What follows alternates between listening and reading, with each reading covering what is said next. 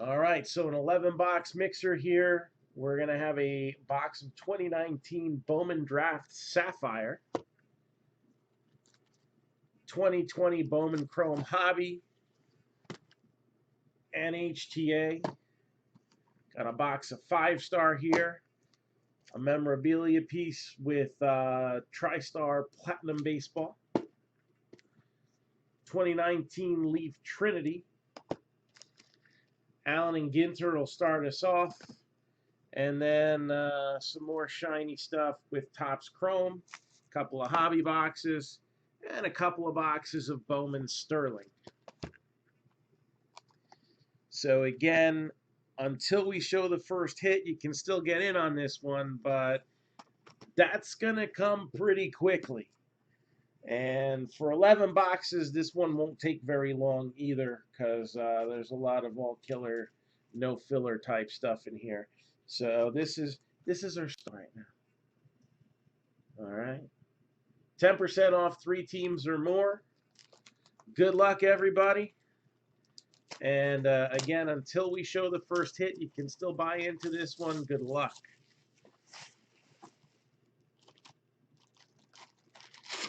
Starting things off with an oversized box loader, and it's pretty thick. You know what that's making me think, right? That this is probably going to be a hit, because it's going to be a rip card.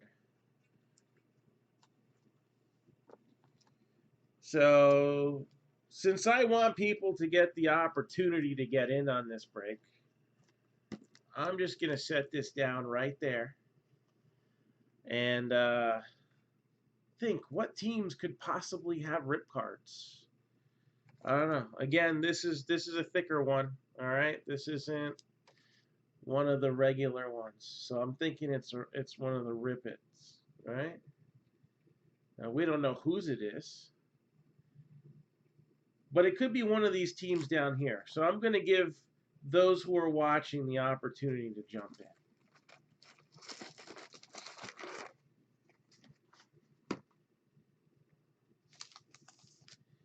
All right. And since there's minis in here, this will probably take a couple minutes.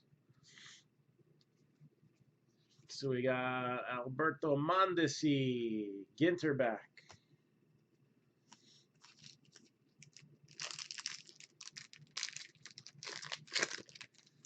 And there's got to be at least one person being like, I should probably grab some teams in this. Blue Jays still available, and there's Fred McGriff with a black border.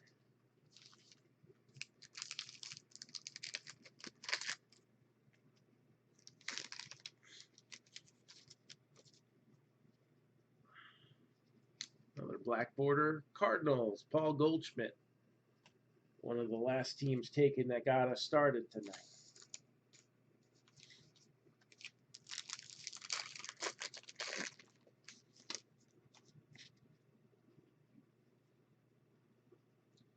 George Springer. And we got one of those.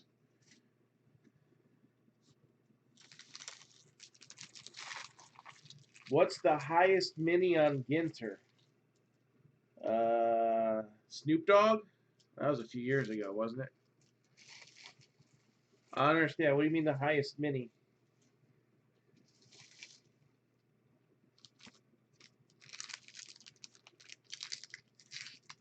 Like the highest number, like the short print ones?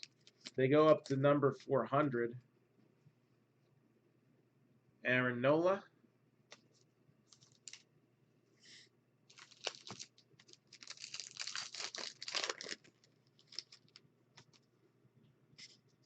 The backs. We got the closet.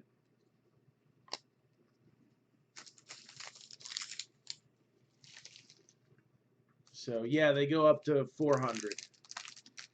That's the super short print ones that come out of the rip cards. So the regular ones, right, like these, they're 301 to 350. This one's a Ginter back. There are some that are no number as well. That would be the lowest print run. There are one of ones.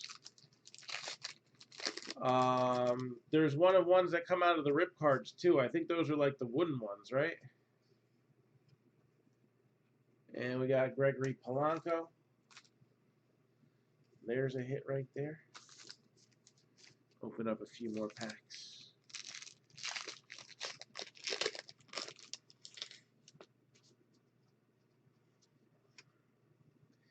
If you could have gotten that rip card and you miss out, you'll be bugging out.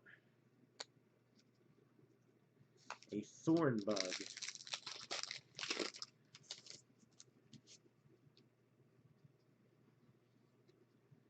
John Smoltz. And let's get two more packs out into the mix.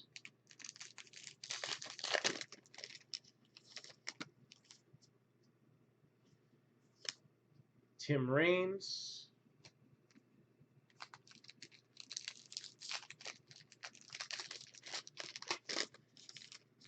All right, once we show this first hit, Lou Gehrig. That will be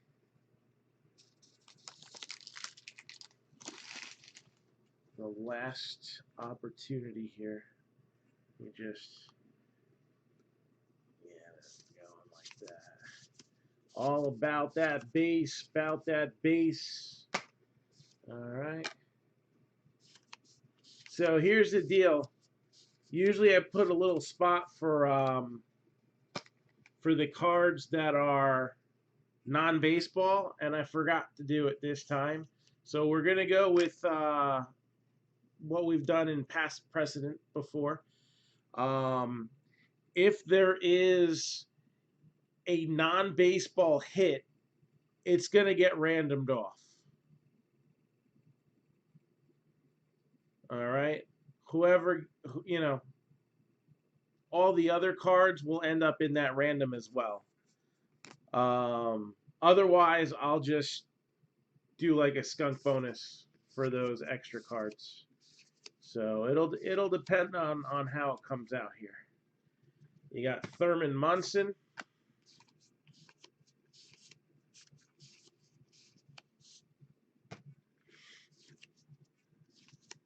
Frank Thomas.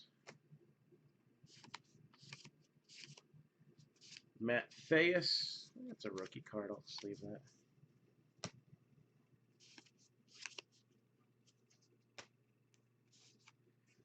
So Taipei 101.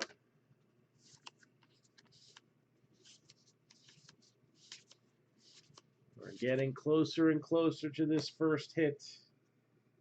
Diamondbacks are 55, Nationals are 90, Reds are 100, Dodgers 175, Mets are 90, A's are 100, Phillies are 95, and the Blue Jays are 225.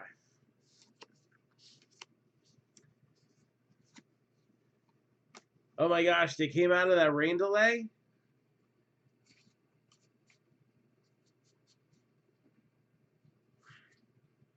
What happened? The Yankees came back after the second one?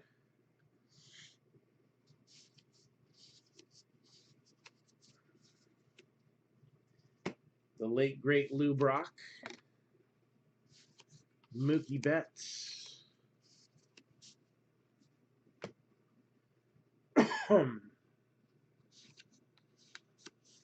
Johnny Bench. Got a Gavin Lux rookie. Could see more of these. Dodgers still available.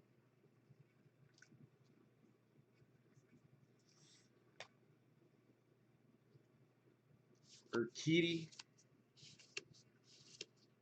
And we got Mark McGwire.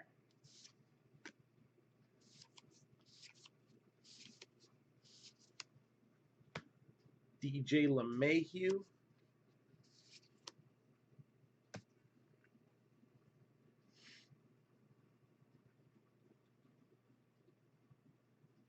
Oh, there you go. Gio Urshela. Ross Stripling. All right, first hit's coming out.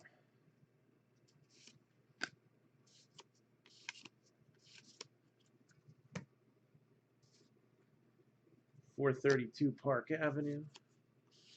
And first hit is going to go to the Cardinals, Paul DeYoung. There's Nick Solak. So Cardinals, first hit.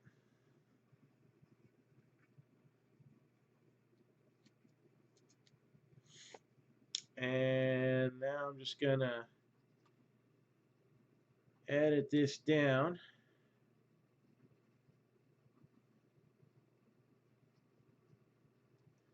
I thought somebody was going to want to take a stab at that.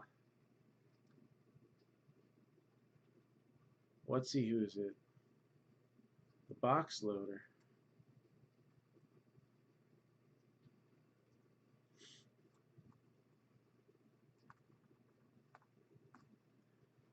All right. And we'll leave this running for the rest of the Ginter box. And then we'll put on the info for the football break that we're trying to push out here.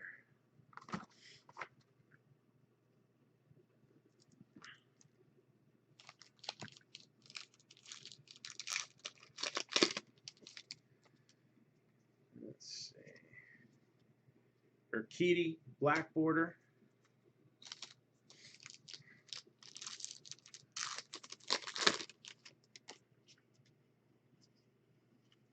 Mattheus, Ginterback.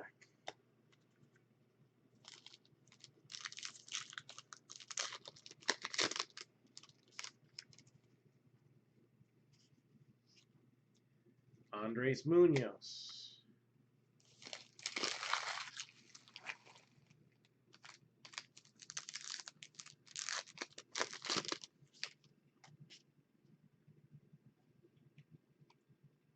Hank Aaron.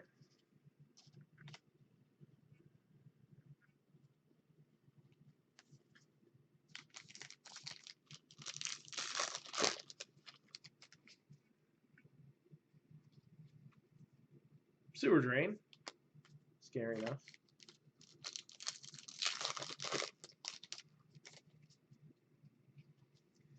And Dallas Keuchel, Ginterback.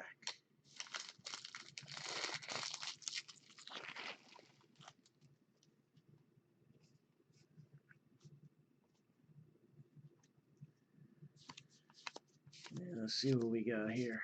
All about that base, about that base.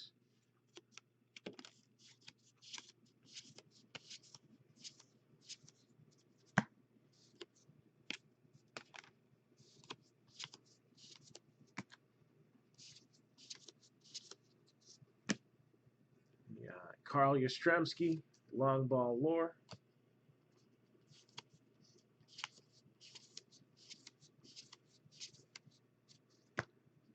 Doc Gooden.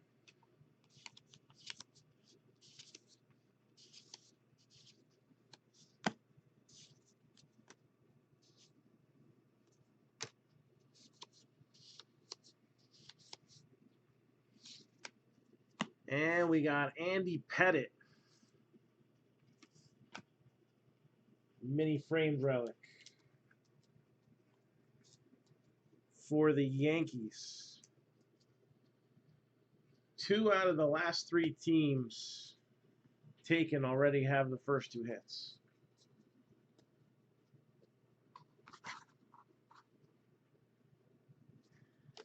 And let's see what this last one's going to be.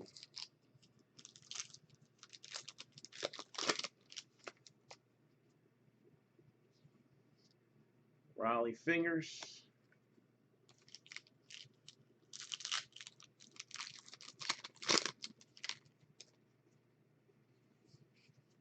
Tim Anderson.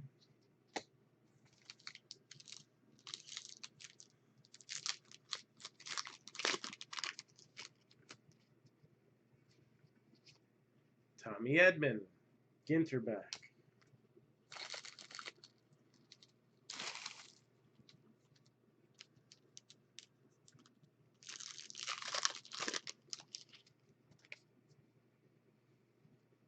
Will Smith, black border.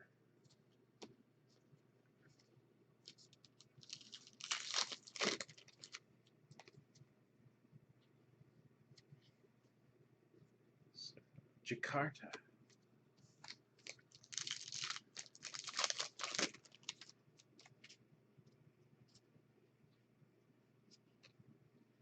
Steven Strasburg.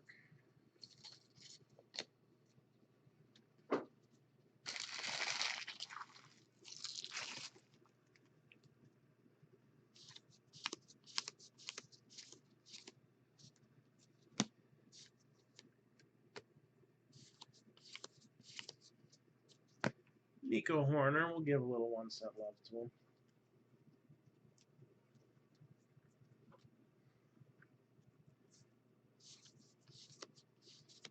Got Jorge Posada. Brendan McKay, he'll be back.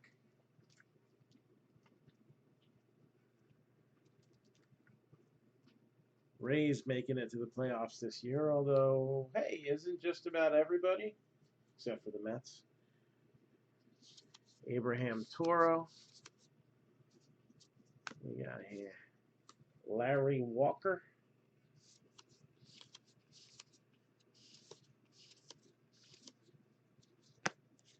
Will the Thrill.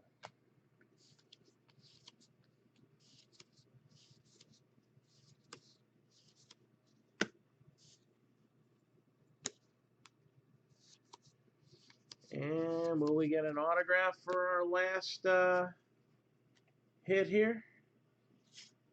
Yes, we will. Williams Astudillo. Twinkies. So Williams Astudillo. Twins. Twins get a hit. I think the Twins were a coupon in this break, if I remember correctly. So there we go. So I guess the question is, did somebody pass up an opportunity at this?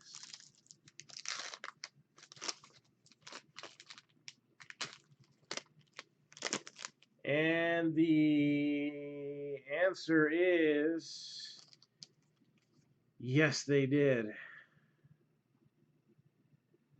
Blue Jays, Vladimir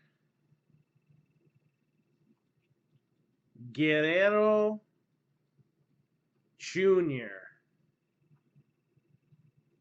Vladimir Guerrero Jr. Blue Jays.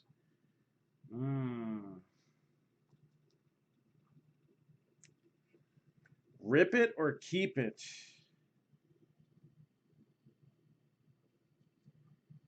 I don't know. What do you think? Rip it or keep it?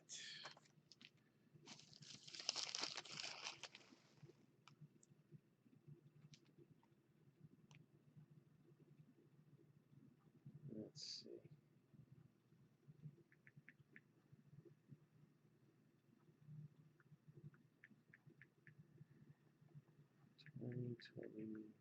Rip. Yeah, it's not a rookie. I'm curious if any of these have sold unripped.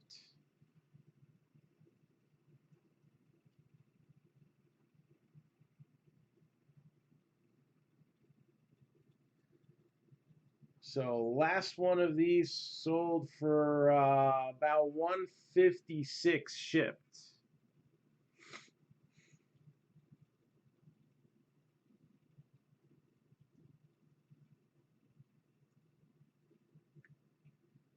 So I'll think about this for a few boxes. I'll offer this opportunity if anybody wants to buy it for $150, and then they can make the decision. Again, there is one stained glass usually in each of these. Yeah, stained glass and 2 of whatever. So I'll open. Well, we got to make them quick ones. I don't want that lingering around forever. So we'll open Trinity 5-star and the Bowman Chrome HTA. And then I'll make my final decision. But I've done this before where I've given the opportunity for somebody to purchase the rip card.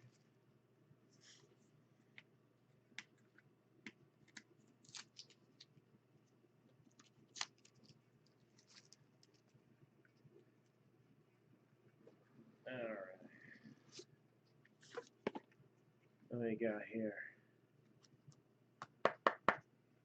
Josh Smith. I don't know who that goes to, so I got to look it up. Ji Hwan Bae. I also don't know who that goes to. I'll have to look that up. This one I know which should go to. 5 out of 20. Anthony Volpe. That should be the Yankees. Yeah, you never know when people get traded nowadays, but I don't think he got dealt.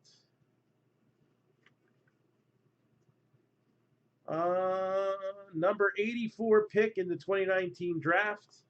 I believe this goes to the Padres. I'll double check that too. Hudson Head.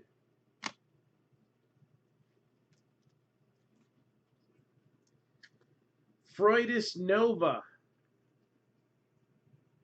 I believe goes to the Astros. We'll double check that too.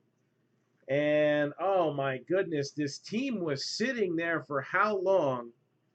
I spoke about this afternoon, and still nobody jumped on it until about an hour and a half ago. So congrats on the last minute move, netting yourself a Jason Dominguez auto.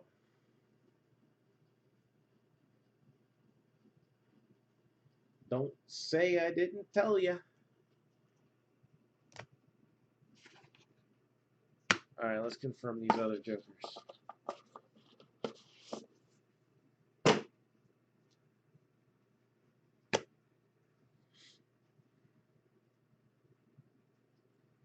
When I tell you best bang for the buck, theories, all that stuff, it's not a pitch.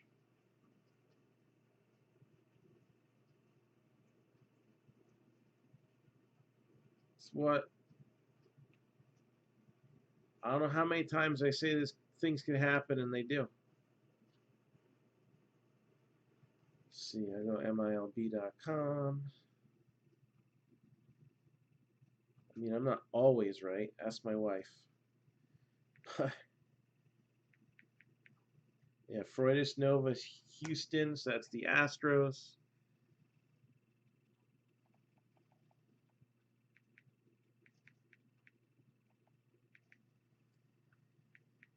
Hudson Head, Padres.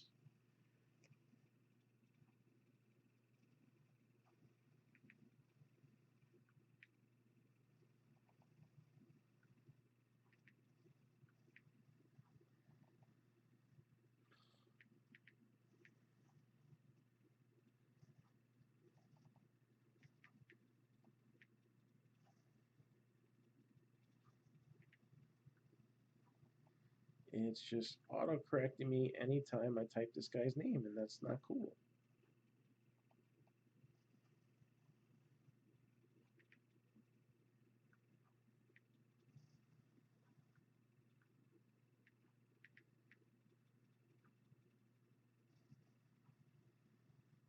All right, there we go. Ji Hwan Bae is Pirates. So that'll go to Pittsburgh.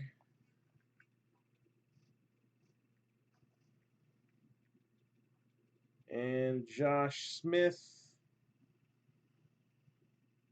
There's 2 of them. And the one that's still active is playing for the Staten Island Yankees. Let me just make sure the other guy wouldn't be him. Nope, because he's a pitcher. So there we go. Is Dominguez numbered? I don't believe so.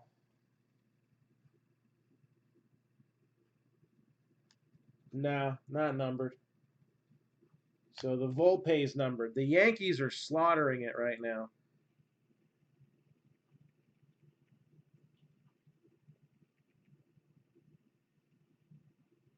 You had Dominguez, Volpe, and Josh Smith in that Trinity box.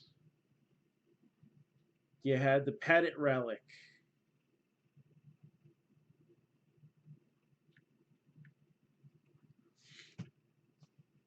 Yeah, I look out for you guys. 5-star.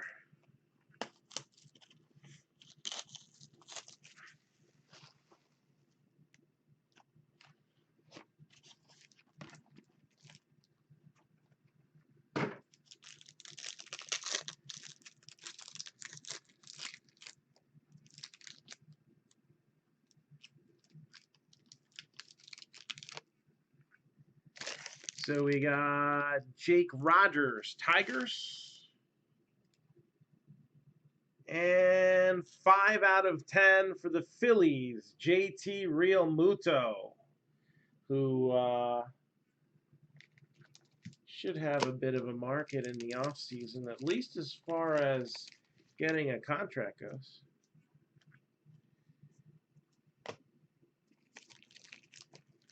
JT Realmuto, numbered to 10.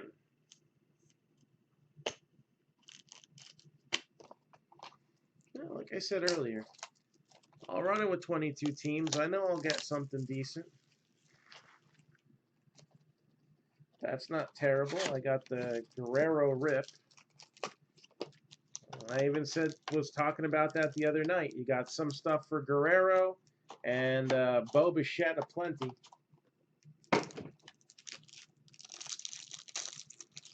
Maybe we'll see him pop out through a break too. All right. Let's keep them coming.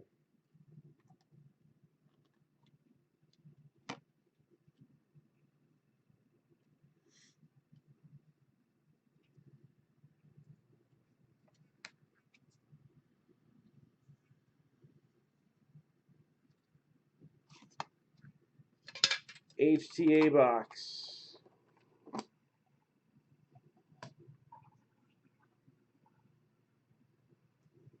Oh, I see some color poking. Color is always good.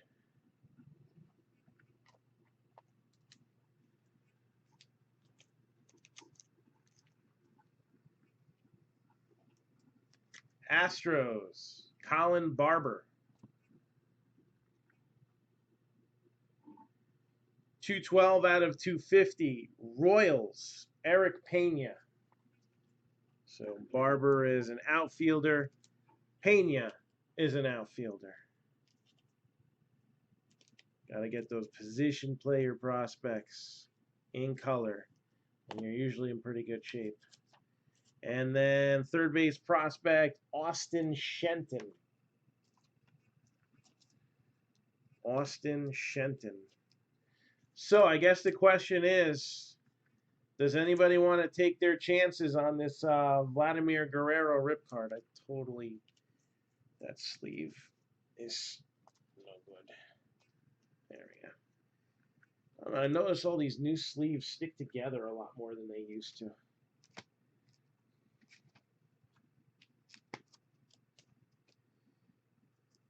Alright.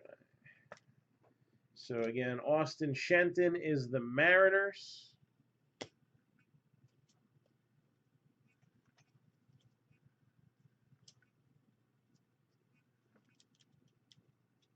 Eric Pena, Royals.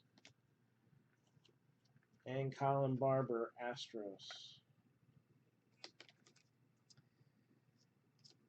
All right, nobody wants to get the rip card. Nobody wants to steal it from me. Well,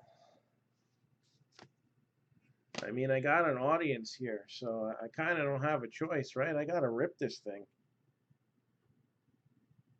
All right, so we got that there.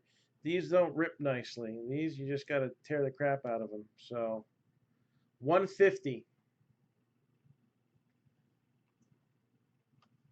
So, 150. And there is the mini stained glass, and then 2 of who knows what.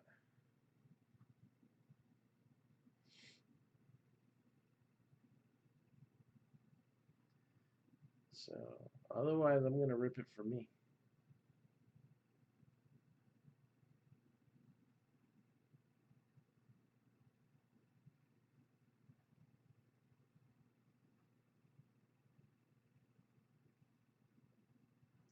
Should I give it one more box? Pass? All right. I'm going to rip this thing.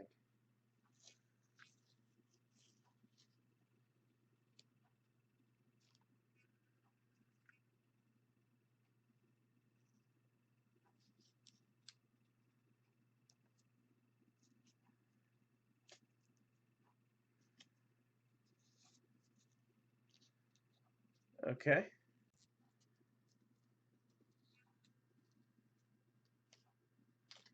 So I got my stained glass here.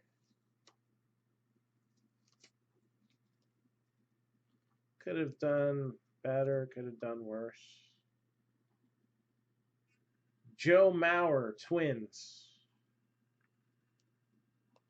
Joe Mauer, Twins.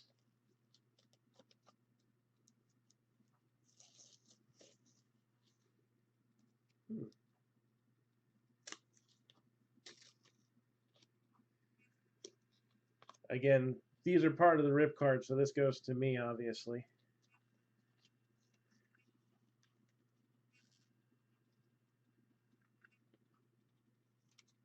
What else we got here?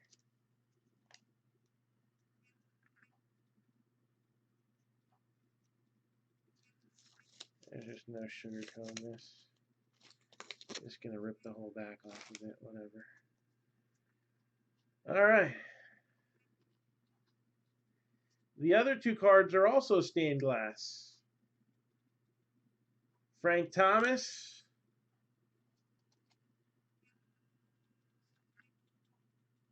and Jose Barrios. All right, that's not awful. I like the big hurt.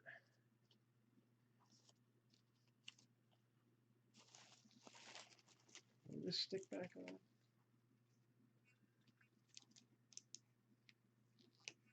Probably not.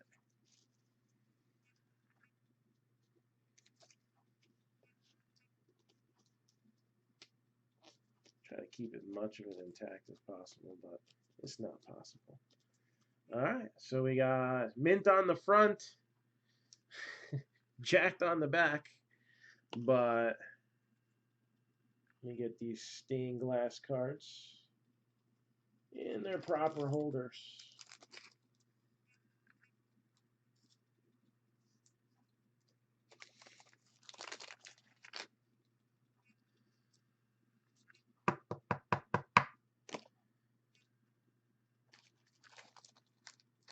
There you go. So you see, when I say I'd rip it too, I'd rip it too. Usually. And that's Ginter. Legacy doesn't have autograph card possibilities. So, like, I got the Tua. I'm not ripping the Tua. Holding on to that. But I'll take 3 stained glass parallels. I like these. So there we go.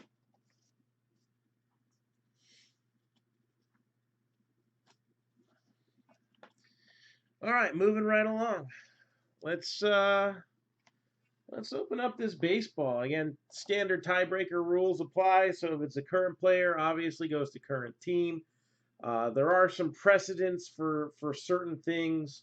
You know, World Series balls are considered team specific. Logos are considered team specific. Awards are not. Okay, Rookie of the Year is, you know, Mike Piazza is as much a Met as he is a Dodger. My feelings is not more. So you know, Rookie of the Year isn't team specific, but if they inscribe the team name for some reason, you know, that's legit too. But otherwise, if it's a retired player,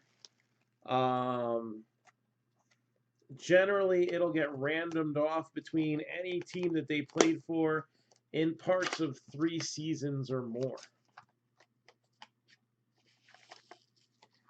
So let's see who we got over here.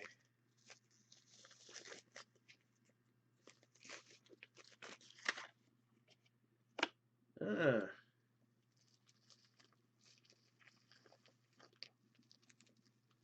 Well, my kids were doing a math project earlier today, and it involved these candies. This ball kind of looks like those candies, but it looks like it got double printed. So lazy on the bases, lazy on the signature, but the Padres will appreciate Manny Machado autograph baseball coming their way. And it's the only one that they put in platinum this year. So that is a 2020 1 of 1.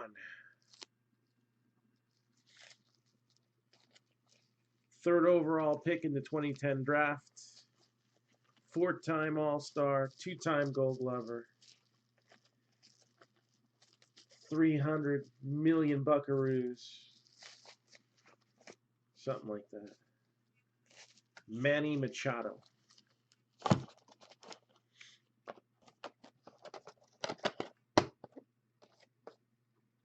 Next.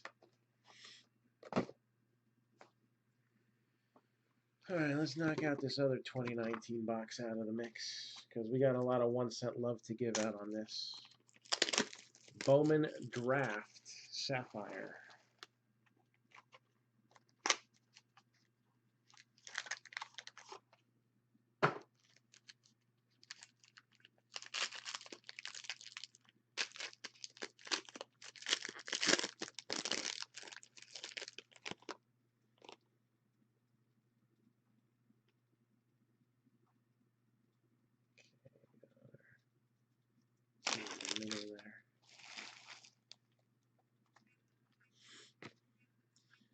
So Cameron Cannon.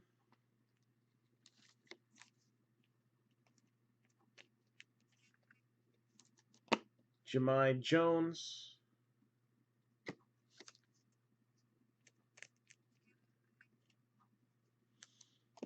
Ryan Nelson.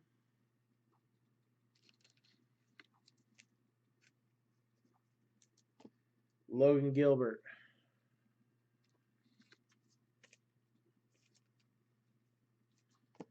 Alec Marsh.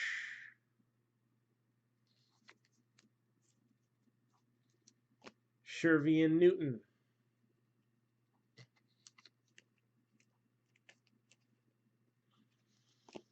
Oh, yeah. Oh, while we're at it. So now scrolling at the bottom of the screen is our 5-box Pick Your Team football mixer. How's that sound? Peyton Burdick. So Mosaic Hobby Choice and No Huddle included with a box of Immaculate Collegiate and a box of Contenders Draft. Cardinals are 70, Ravens 125, Bills are 75, Broncos 125, Saints are 40, Eagles 125. Could Jalen Hurts be coming soon? Chargers 195, Seahawks 60, Rams are 90, Bucks 125, Washington's 125, Falcons are 40, Panthers 55, the Bears 50, so are the Browns. Cowboys 150, Packers 120, Colts are 90, Jaguars are 80, Patriots are 60, Noah Song. Giants are 40, Jets are 50, Raiders are 95, Titans are 55, and the Niners are 75. Shea Langoliers for the Bravos.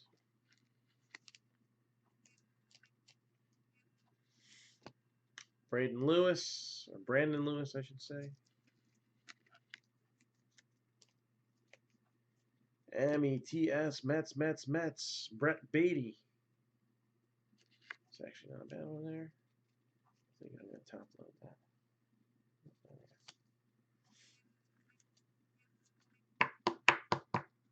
All right, Rangers, Jonathan Ornelas, numbered 7 out of 15. That also gets a top loader. Muy bien.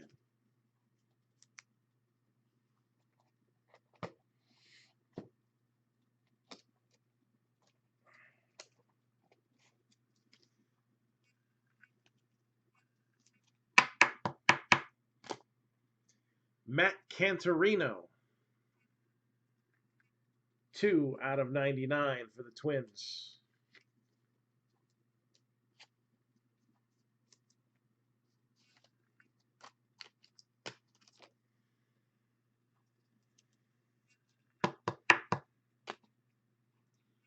DL Hall.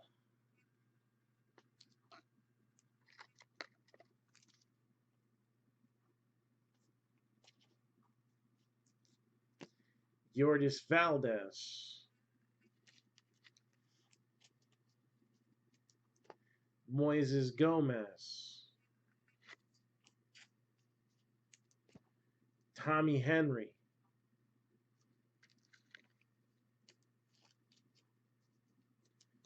Travis Swaggerty.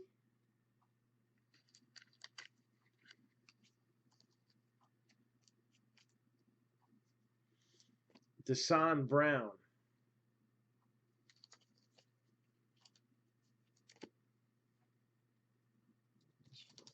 Check something here.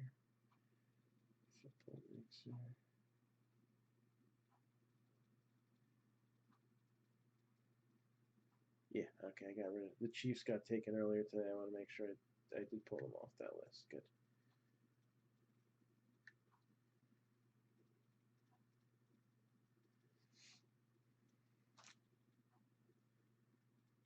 Yankees coming back. Izzy Wilson. James Beard. It's funny, he's clean shaven, but the late Ryan Costello.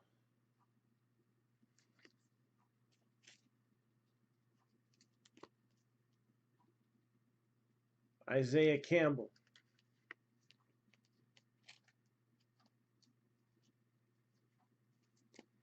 Tyler Freeman.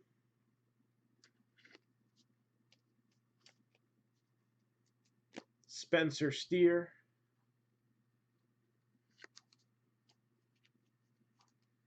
Matt Vierling.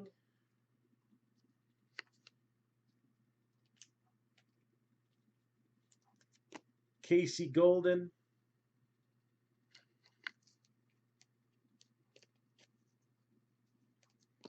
Kyle Isbell. And Antoine Kelly.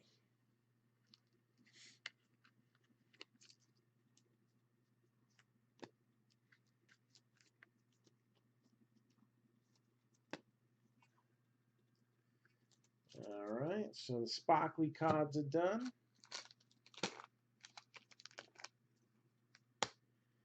Let's wrap up the Bowman Chrome here.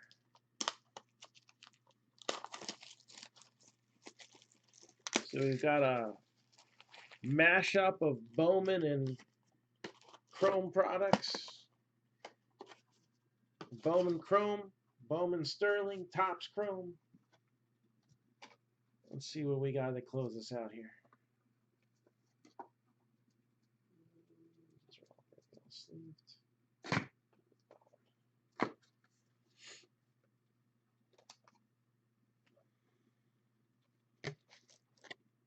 I'll do this one mini box at a time.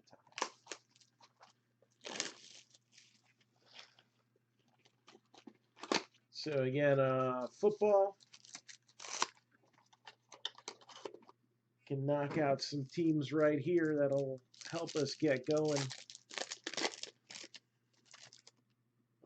I'd love to break some football tomorrow.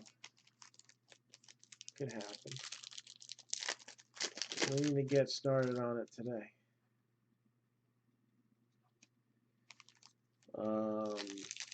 Chrome Edition Rebreak Series break. I need just 4 teams in order to randomize. Now the irony in that is we have a flash sale going on for that break. You can get 4 teams for $199.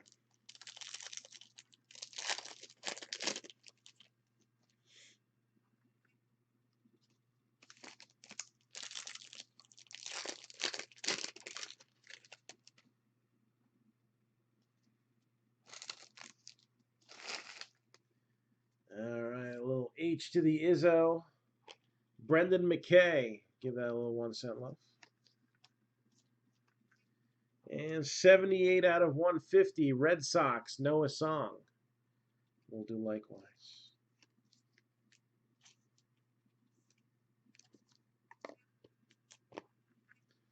Forrest Whitley, Nolan Jones, Austin Meadows, Gonsolin, Glenn Allen Hill Jr.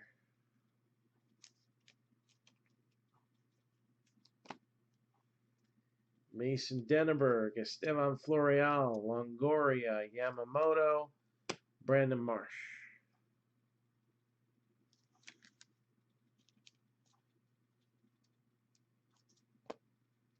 Elihuris Montero, Simeon Woods Richardson, who was another acquisition in the Marcus Stroman deal that sent Anthony Kay to the Blue Jays, and the Mets to a very bad place. Dawn of Glory, Gus Varland, Athletics. Robert Passan. Guess we can do that one some more. Why not? Luis Patino, Yelich, Nico Horner, 307 out of 499.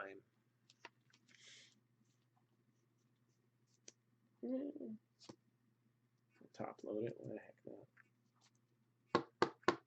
not. Will Wilson.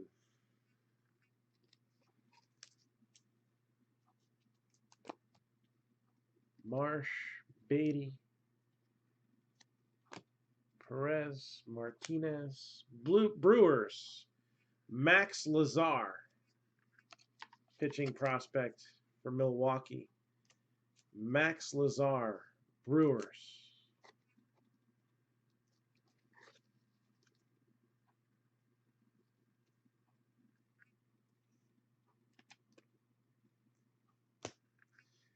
Blake Rutherford, and Geraldo Perdomo.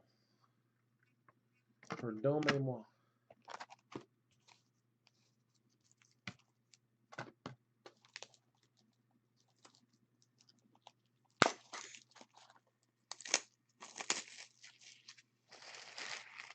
Will we see some color out of the other mini box here?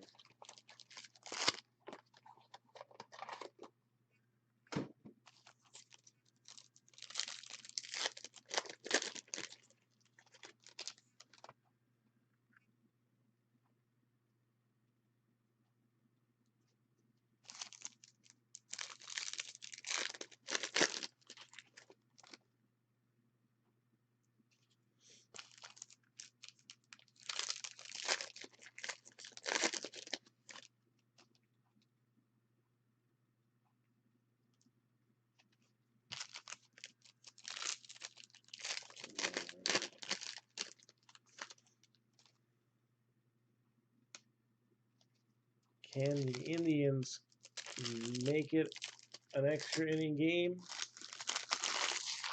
or steal it back?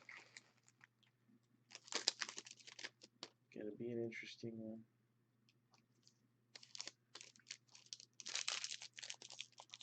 Yankees destroyed Beaver yesterday. So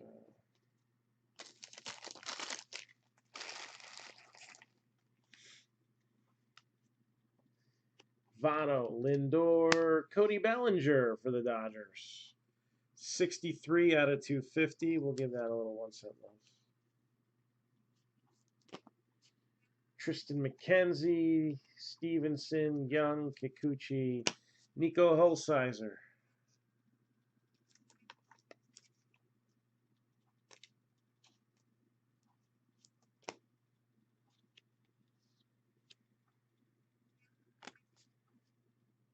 Dylan Cease, Spencer Howard,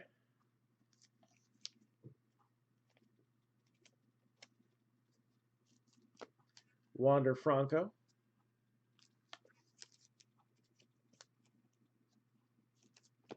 Alejandro Kirk, Gavin Lux. Why not?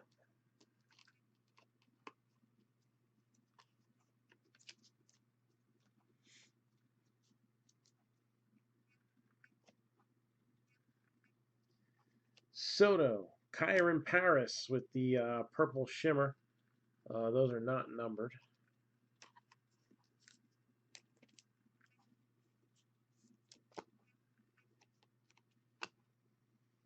Julio Rodriguez, Lewin Diaz,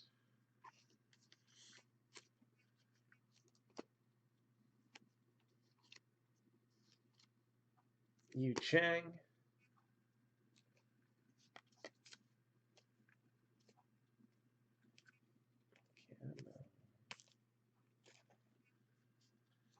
and White Sox, Andrew Dahlquist. So no color there. And a pitcher. Corbin Carroll and Corey Lee.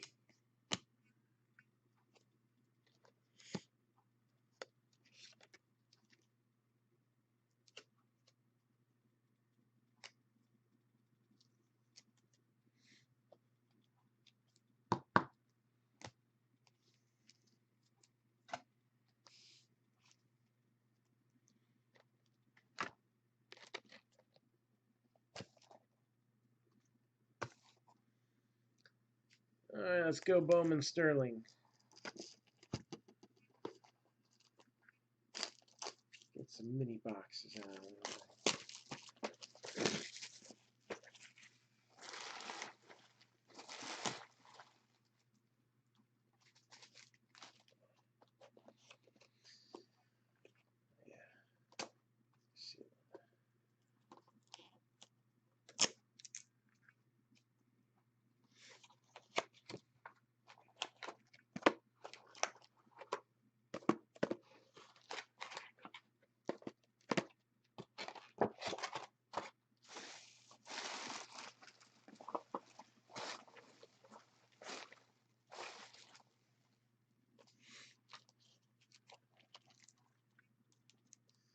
So again, if you missed out on this break, there's others. We're filling them. Or are you not?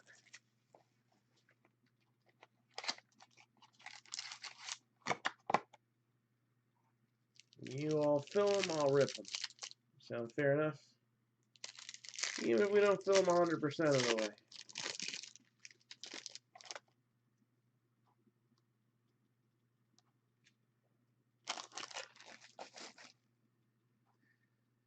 So we got Brendan McKay for the Rays. Hunter Harvey.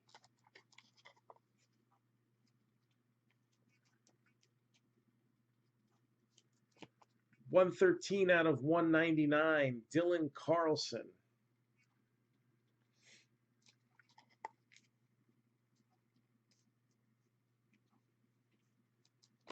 Reds, Nick Lodolo, last year's first-round pick.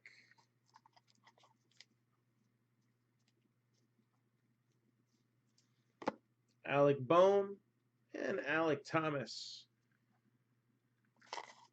close out the first pack.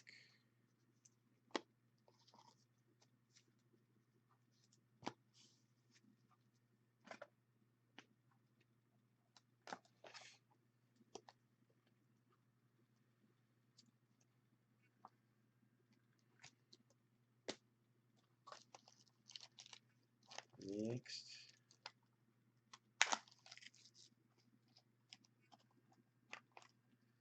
Well, the fact that no one said ball game yet makes me wonder, are the Indians looking to mount a comeback?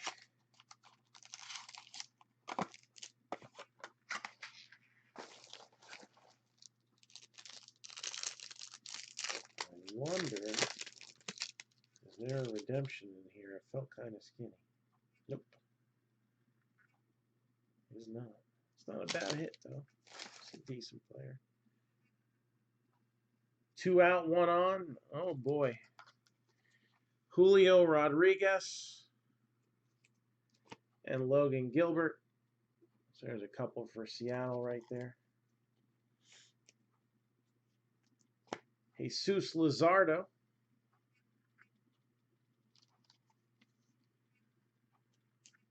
And the top pick for the White Sox last year, Andrew Vaughn.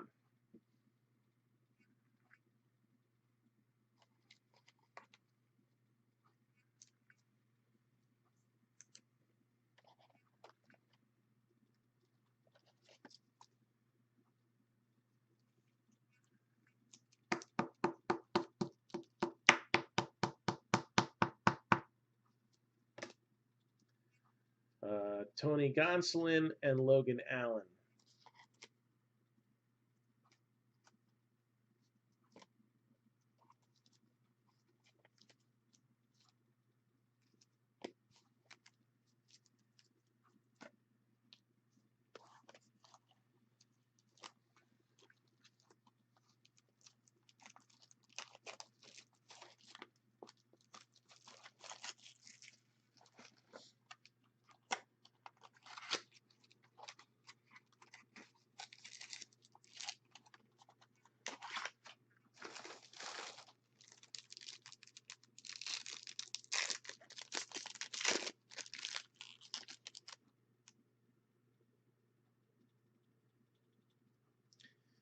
I think another first rounder from 2019.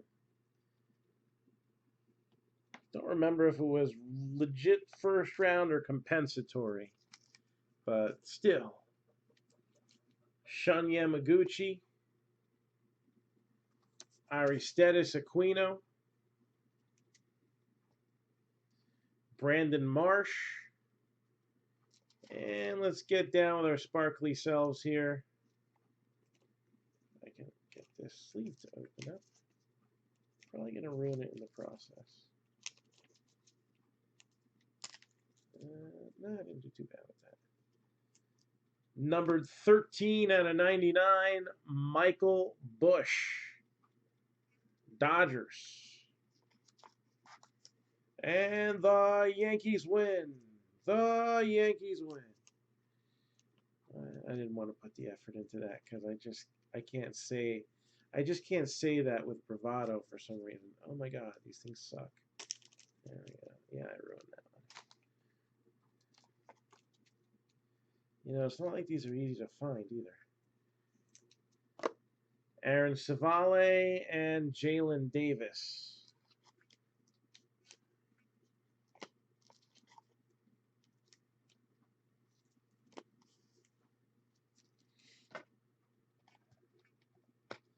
The top loaders stick together.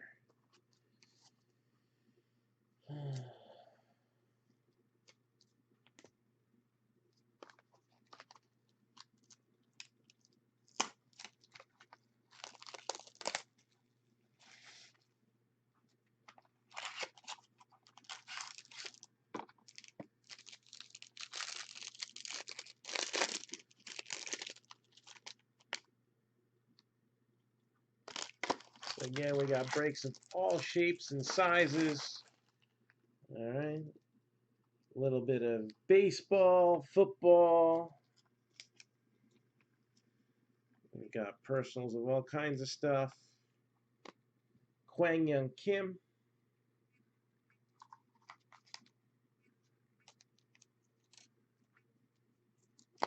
Jake Rogers.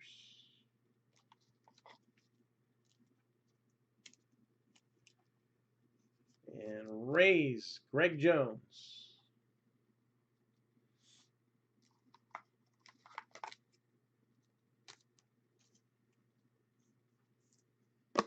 Mariners, Kyle Lewis. And A's, Sheldon Noyce.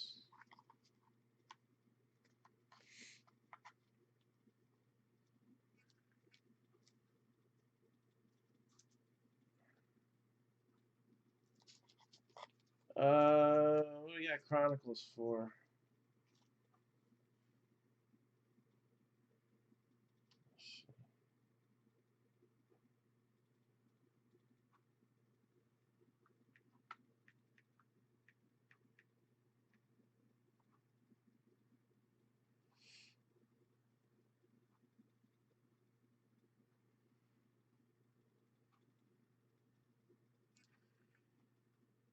I guess we'll go with the trend. Looks like they've dropped in price over the last couple days. So 179.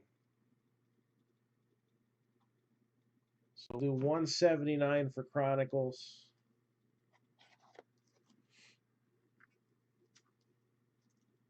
Nice. Chronicles looks gorgeous. I'm surprised they fell so quickly, but the stuff inside is good.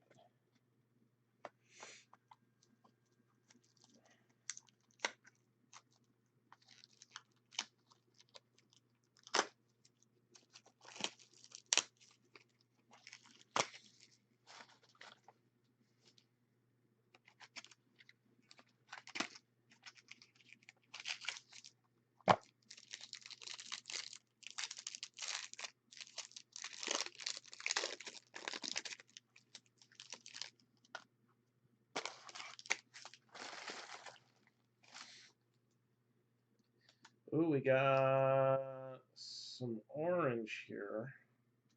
Is that orange? No, it's not orange. I guess it's like a bronze. Matt Manning.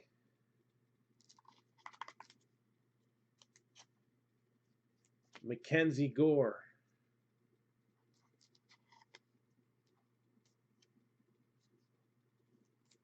Gold, 23 out of 50. Grayson Rodriguez.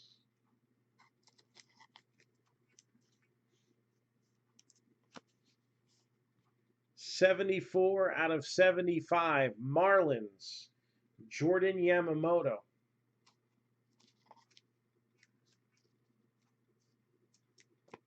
Wander Franco and Christian Robinson.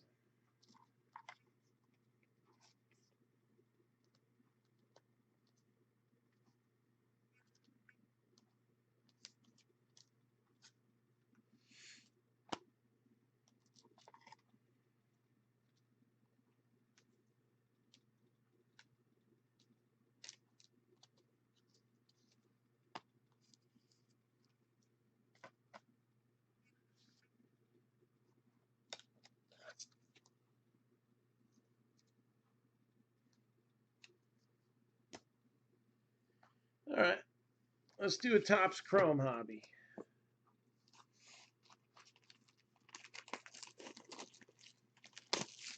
See what we got over here.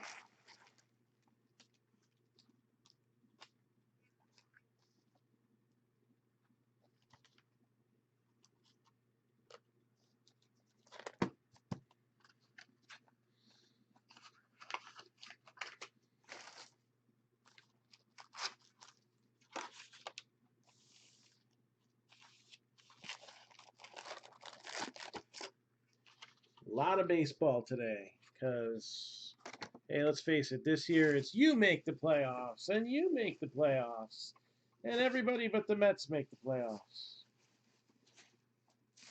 They kind of deserve not to make the playoffs, though.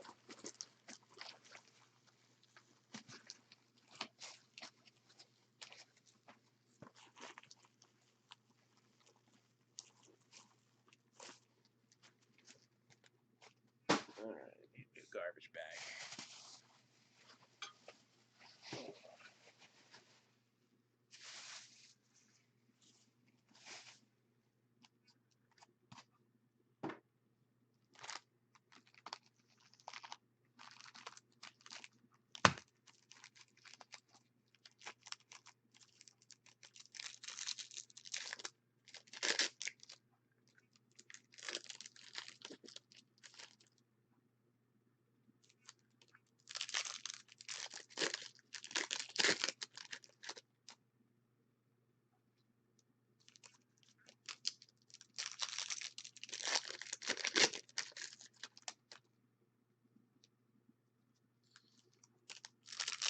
Alright, so a little bit of chrome.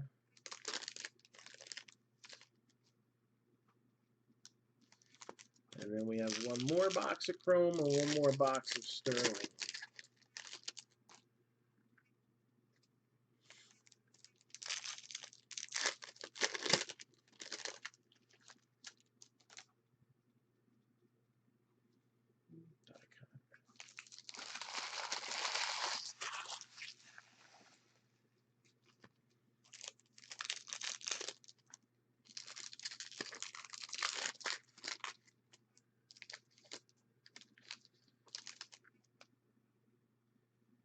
So again, the break that we're doing right now, obviously a qualifying break.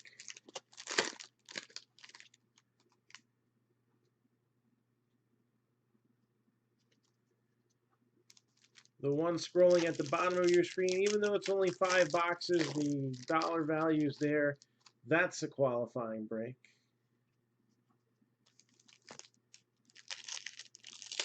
We got some catching up to do in the 10K challenge. I don't know. I don't want to be a pessimist, but well, maybe next year.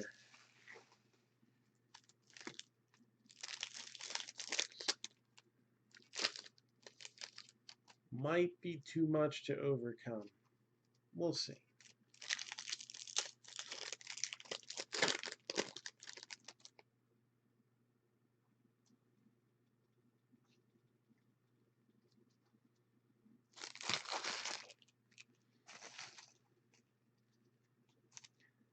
All right, what do we got here? VR, refractor.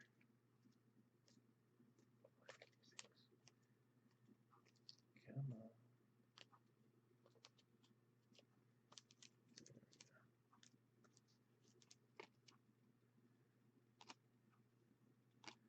Brian Reynolds, Future Stars.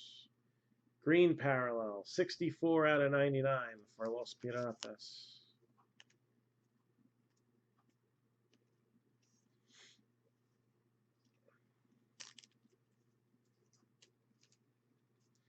And while we're at it, Mitch Keller, too. Why not?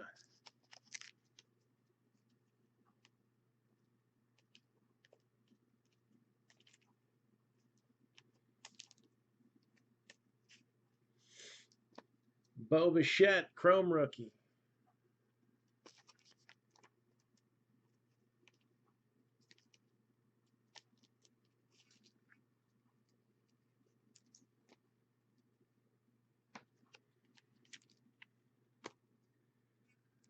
Brandon Belt.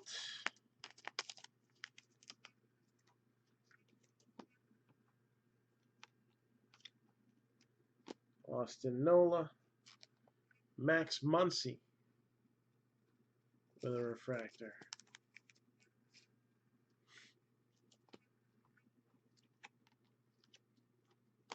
Bobby Bradley. Rafael Devers with the throwback. Votto. And the Dodgers win. So the money wins tonight.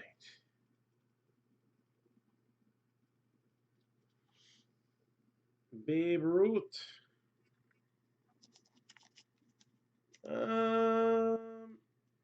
Marlins got a hit. Pirates got a hit. Rangers, I don't remember.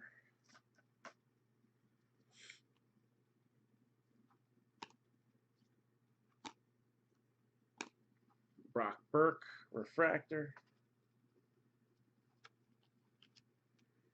Kyle Lewis, base rookie.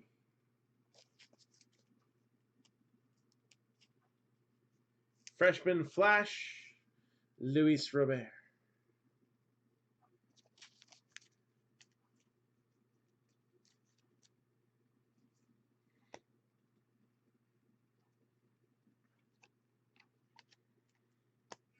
Gavin Lux.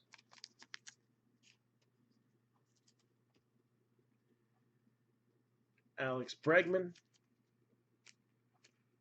prism refractor.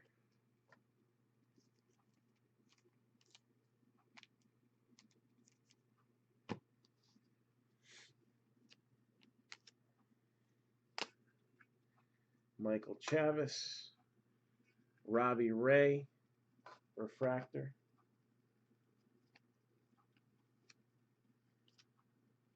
Aristides Aquino, throwback.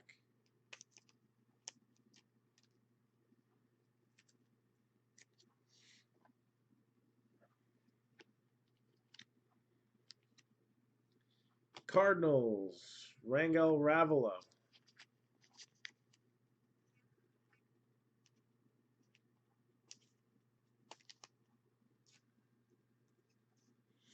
And Rebel Garcia.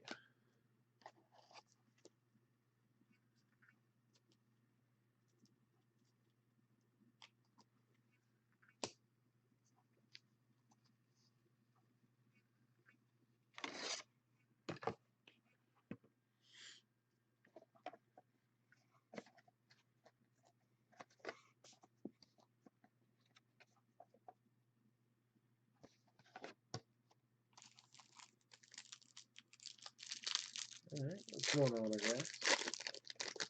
I guess the question will be, will we see color and Topps Chrome that we did not see in Bowman Chrome? Well, we saw it in the HTA, not in the hobby. Not in the comparable product, anyway.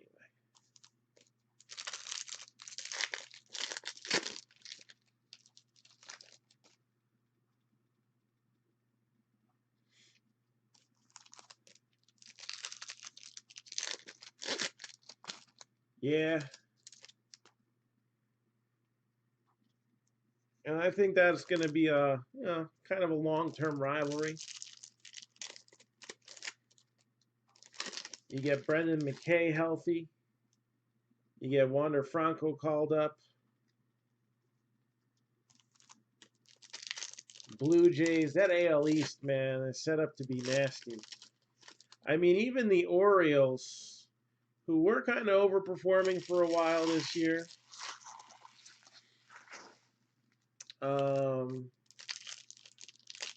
have some good prospects. We got a decent look at what was it, Ryan Mountcastle.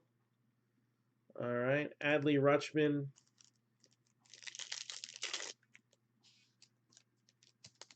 I guess slowed down, not being so active because of Corona and not having a minor league season, but he'll get up there soon enough.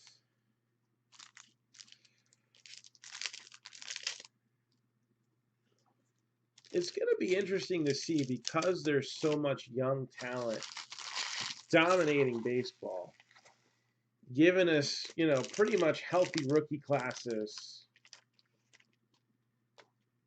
I don't know. I've been saying that since spring training. He was a guy to keep your eyes on. Yeah, you can't really gauge everything by 2020. Or anything by 2020. Remember, Mike Trout, this guy right here, batted .220 his first season up. Mike Tauschman, future stars.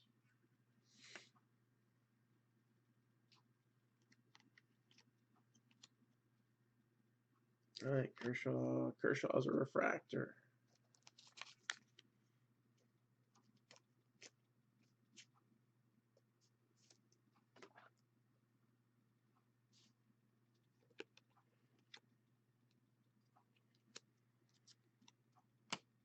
Dubon.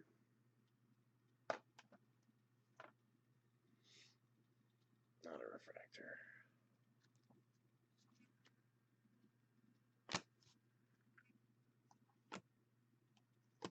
Cody Bellinger, prism refractor.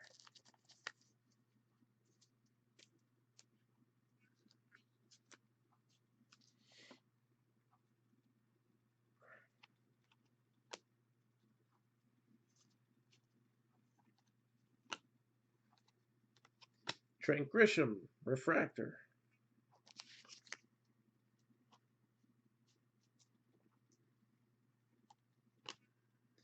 Abreu, MVP. Christian Yelich, throwback.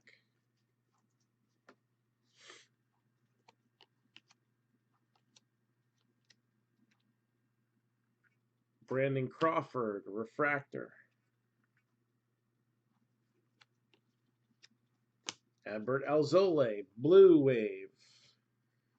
45 out of 75.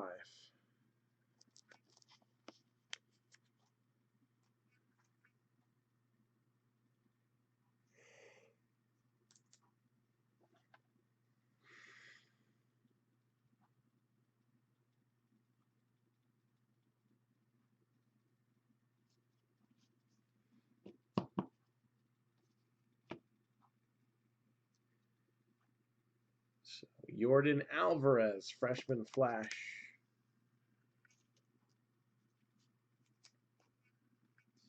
Nico Horner.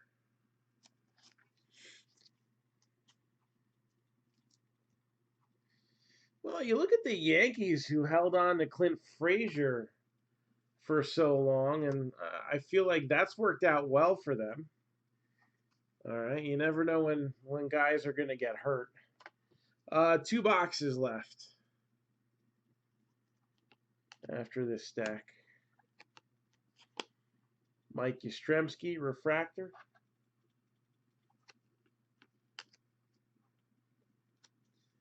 Austin Riley with the throwback.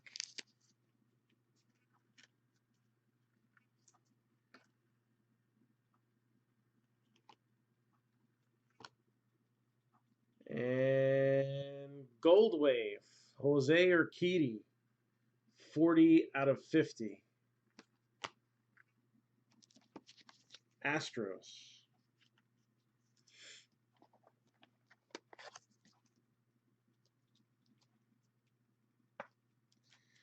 Hey, I wish they gave me some soccer. 1 box. I'd have been happy with the 4 boxes like they gave me Chronicles. I get the one, whatever that bonus one was. It's not T-Mall. I don't know what it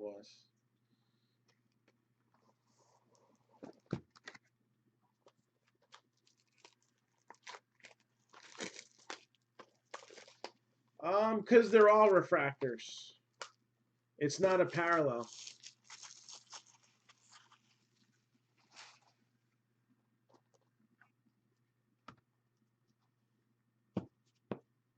Yeah, they peaked at about, I want to say 800.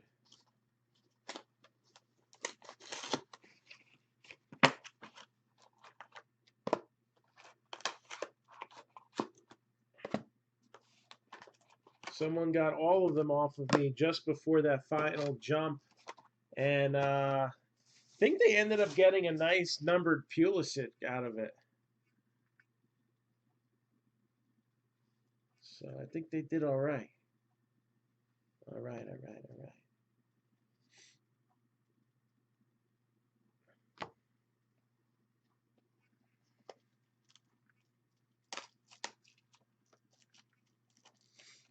So, yeah, it's only going to say refractor if it's a parallel.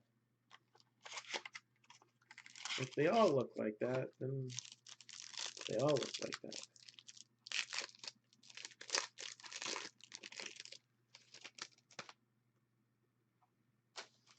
Speaking of Joey Bart,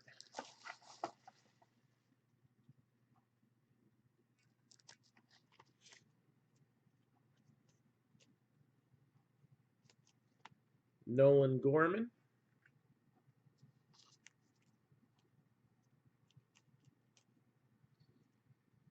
Uh, 14 out of 99, Jordan Yamamoto to go with that autograph of him. And another hit for the Astros, Jeremy Pena.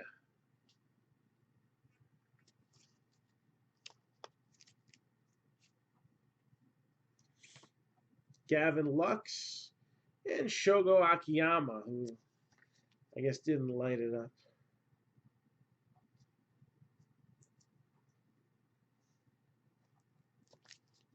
Oh no, he didn't want to stick around. Where'd he end up going?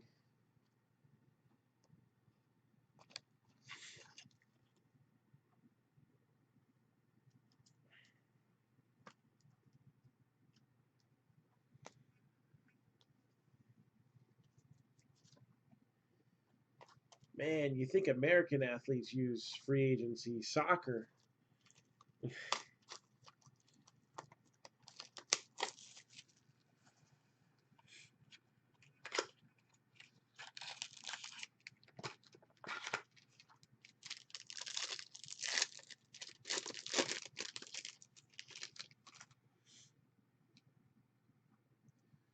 Logan Gilbert, Jesus Luzardo,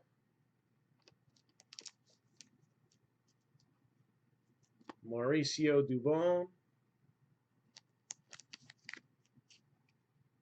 and Phillies, Bryson Stott.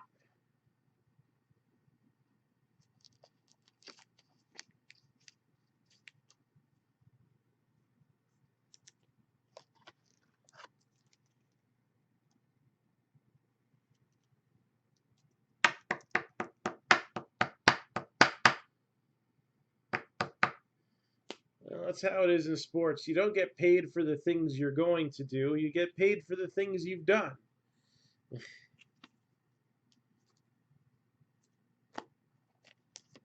And then when people say, oh, it's tampering, these perfectly good, 32-year-old free agents aren't getting 5-year contracts. And then if they do get something, a lot of them are out of baseball 2 years later anyway.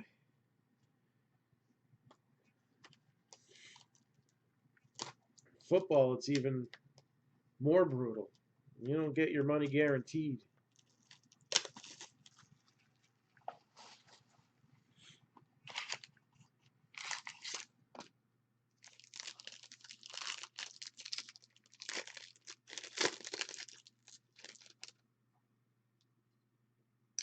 Oh, we got a redemption card.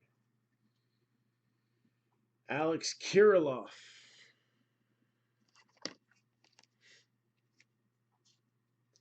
Did he get put onto the playoff roster for the Twins? That'd be a nice 2021 rookie.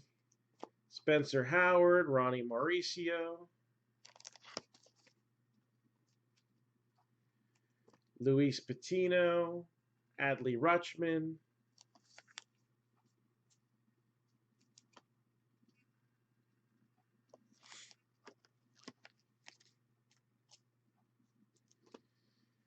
So the Blue Jays had been called the best bang for the buck team for a while. They stayed on the board, and well, we ain't done yet. We did pull that nice box loader. Another team that I had liked was the Dodgers. That's not awful.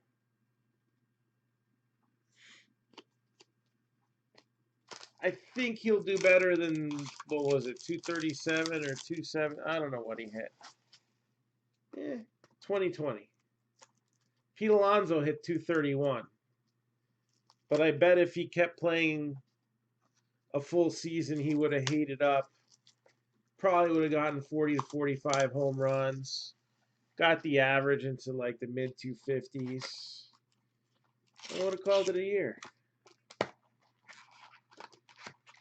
Alvarez gets injured.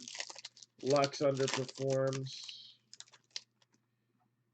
But it ain't over yet. These guys got long careers ahead of them. Tatis got hurt last year. Look at him now. Matt Manning, Mackenzie Gore.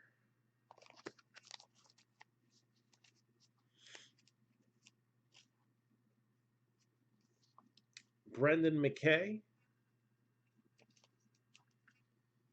And 73 out of 125. Joey Cantillo.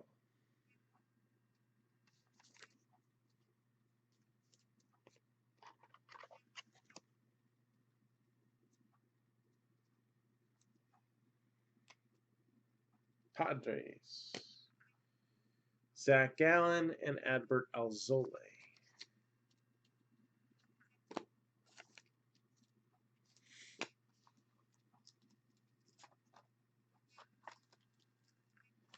And last hit for Sterling in here.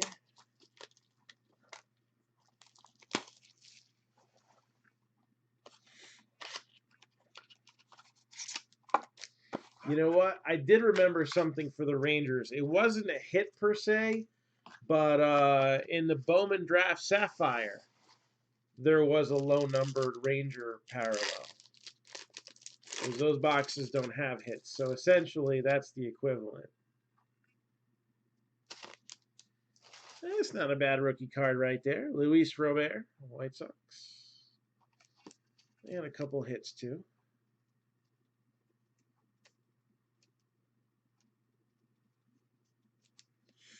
Yeah, we definitely got top there right away.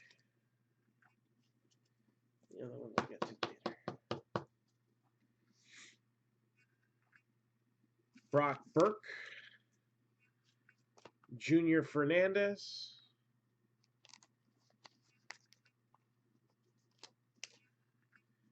And Jacob Amaya.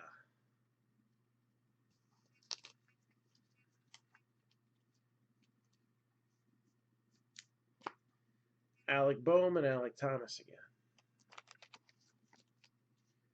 They like to stick together, I guess.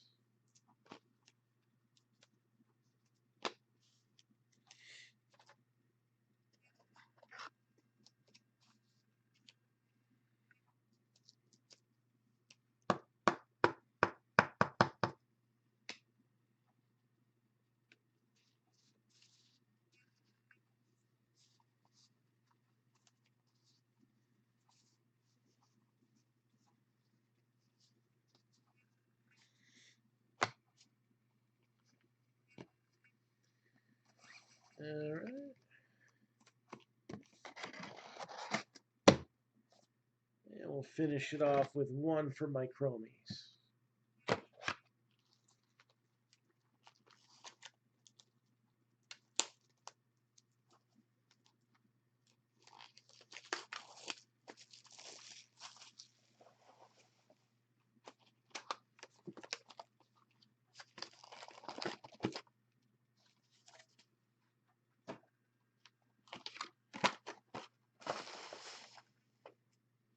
And again, if anybody wants a personal box following the break here,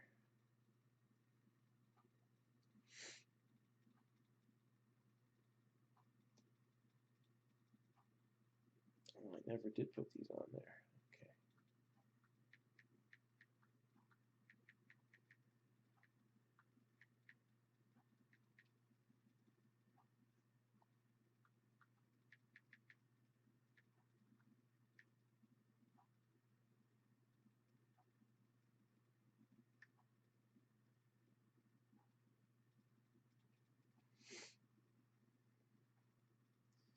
Just going to post the current list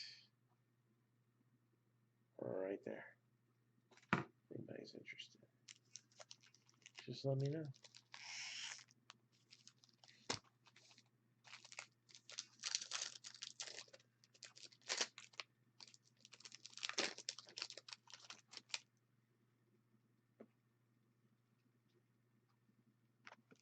Another Lux rookie.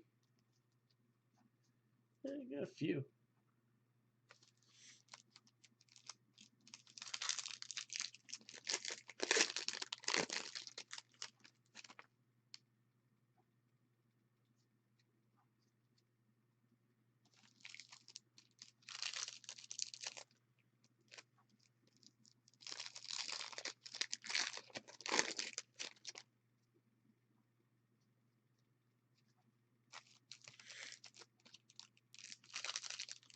So again, football scrolling at the bottom of the screen.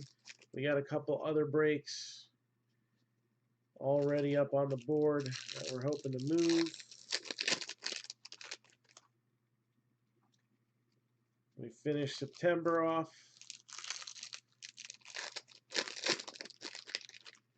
A nice rip here. Let's start October off with one too. What do you say?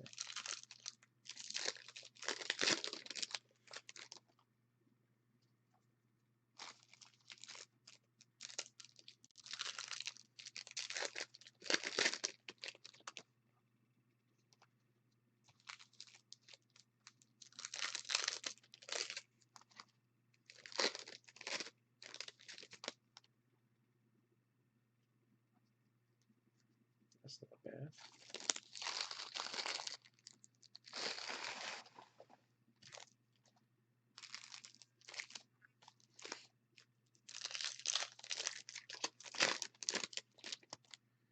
So I started week 1 at the top of the list in fantasy football in first place. Week 2, I lose my top pick, Saquon Barkley. And in week 3, I'm down at the bottom. From 1 to 12 in 2 weeks. Facing Mahomes doesn't exactly make the situation easier. But still time to make the playoffs. Right? It ain't over yet. Anthony Santander.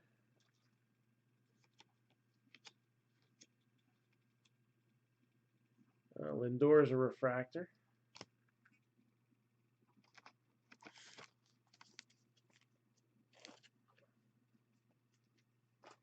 Acuna Matata.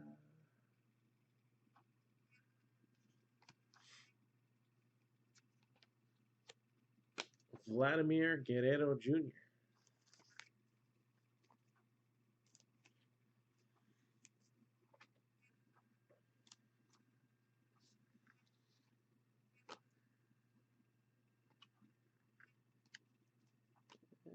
Samardzija.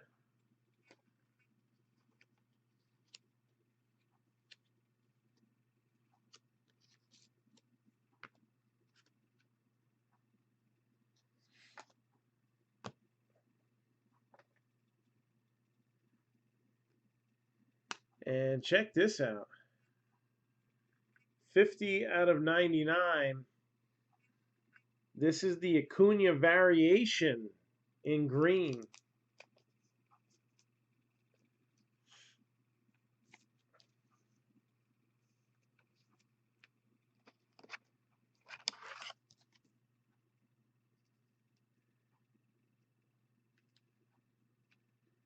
So there you go. Acuna variation in green. 50 out of 99. Okay. For the Braves. Luis Robert, White Sox. Hey, we got one.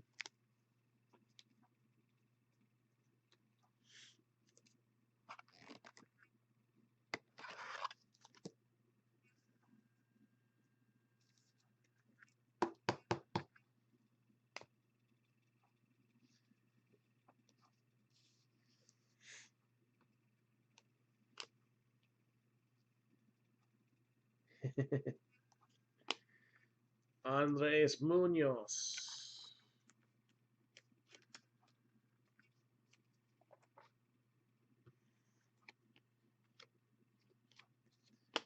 Brusdar Graterol.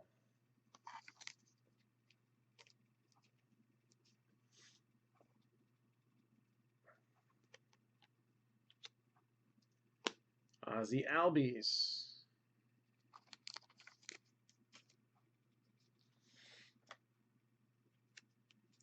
Kyle Lewis. Now we're getting the big rookies.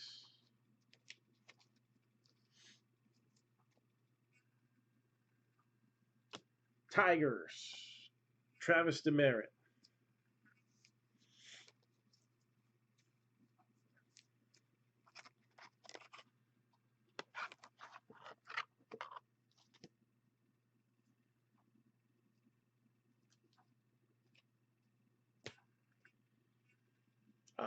No, but they got some cards. They got some parallels and whatnot. Jordan Alvarez.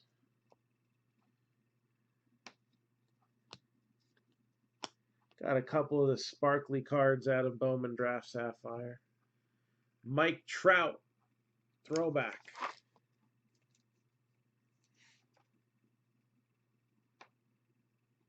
Vogelback, Solak, hurt my back. And Jesus Luzardo. Going to be the other autograph.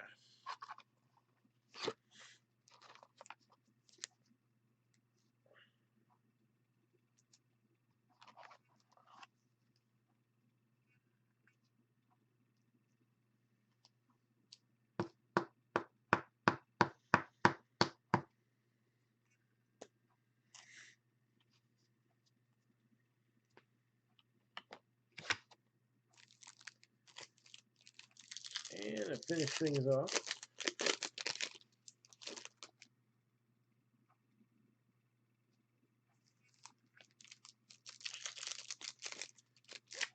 last stack of chrome packs here.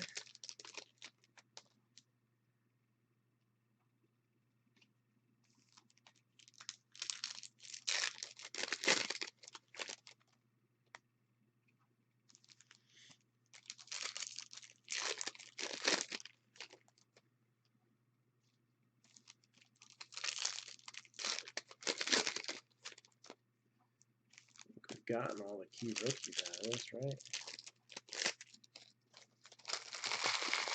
Between the two hobby boxes.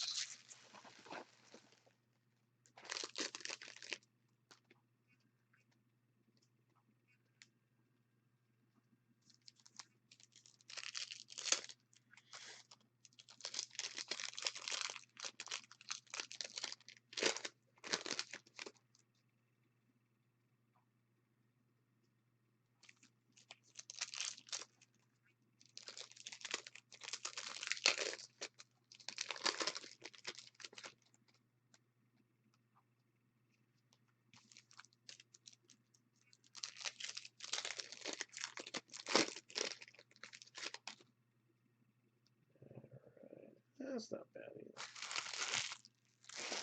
Couple more packs here.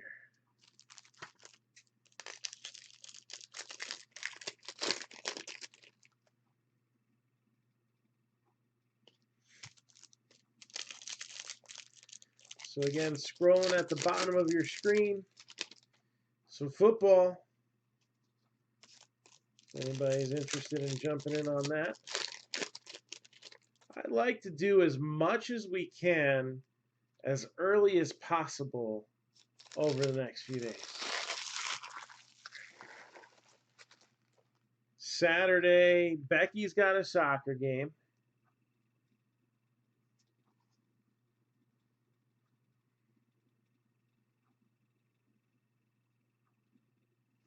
So, yeah, and that would probably explain why there was some confusion, because that started popping out yesterday in one of the groups.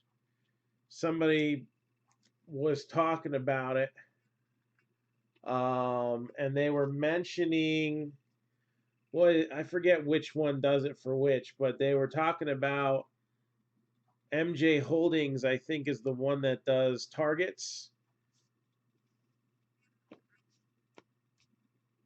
and getting busted at a Walmart or vice versa. And everybody was saying that doesn't make sense. They don't fill for that store. But I mean, the fact of the matter is they making the shelves.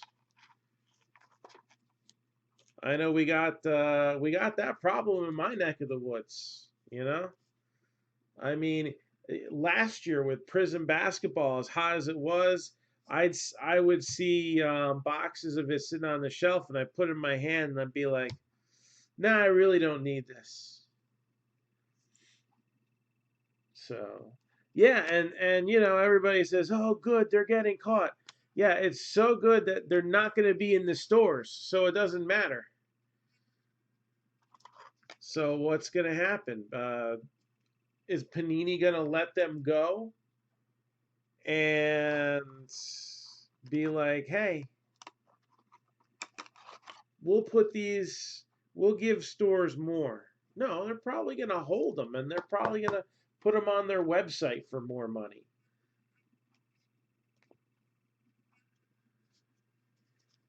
So I really don't think there's a win in this situation at all, to be honest.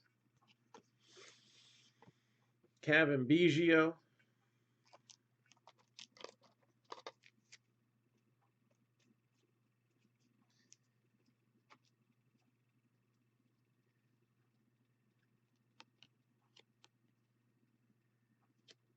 So Matt Chapman, refractor.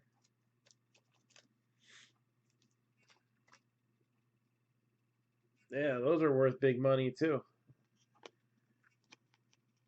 I know a lot of the supermarkets I had worked for in the past, they locked them up. I think some of them started using like those cards, and you just bring it to the register. Dylan Cease, freshman flash.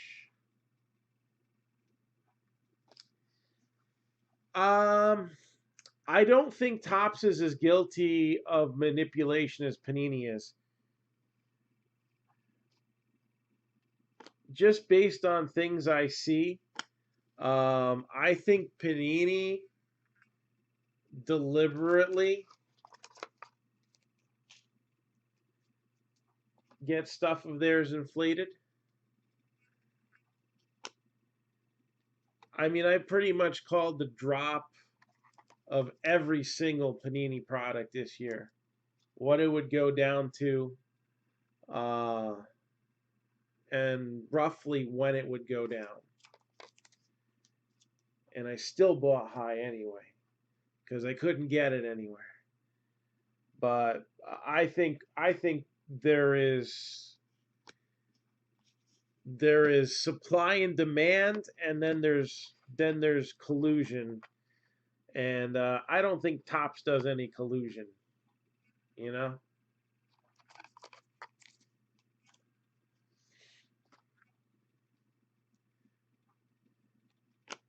Yeah, but Panini America is a separate entity. Hank Aaron, I just think it's greedy.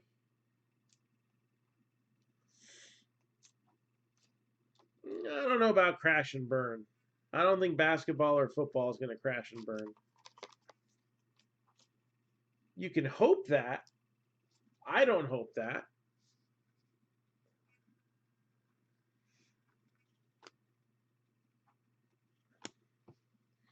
Well, yeah, it's supposed to go out and get packed out on release day. When Panini sends directly to dealers, they send it ahead too.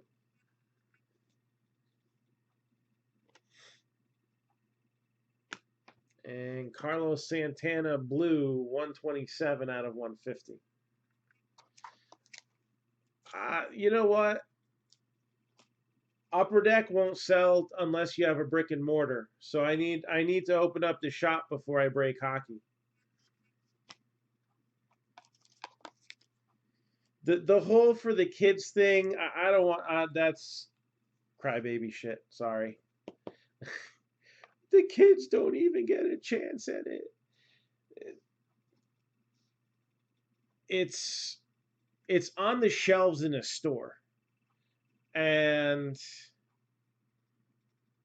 you know, I am big on the kids being involved in the hobby.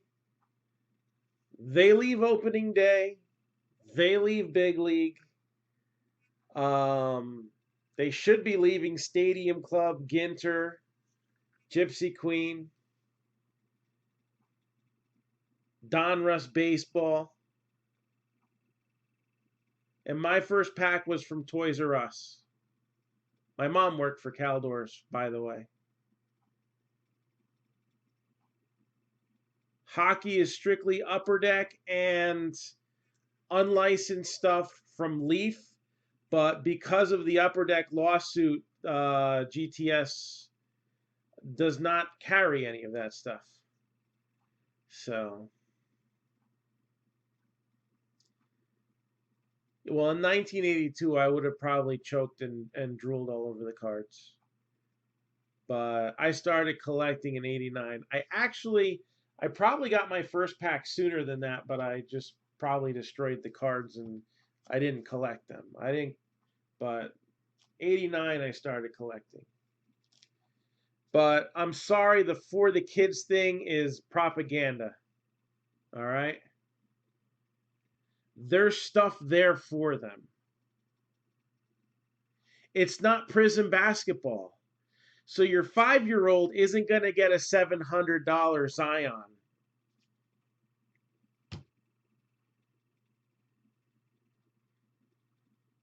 And most of the stuff that gets pack searched, like it. You ever buy hot packs off of eBay? They're usually garbage anyway. Like it's pathetic that they pack search because they're gonna net like $1 relic out of that. Why shouldn't a 5-year-old have a $700 Zion? When you opened a pack in 1982, which of your cards were worth $700?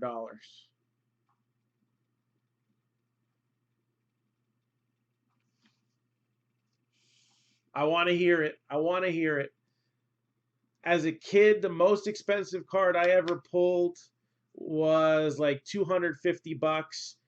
I sprung for a pack of 94 Flair, and I got the Alex Rodriguez Wave of the Future, and a guy paid me on release day on the spot.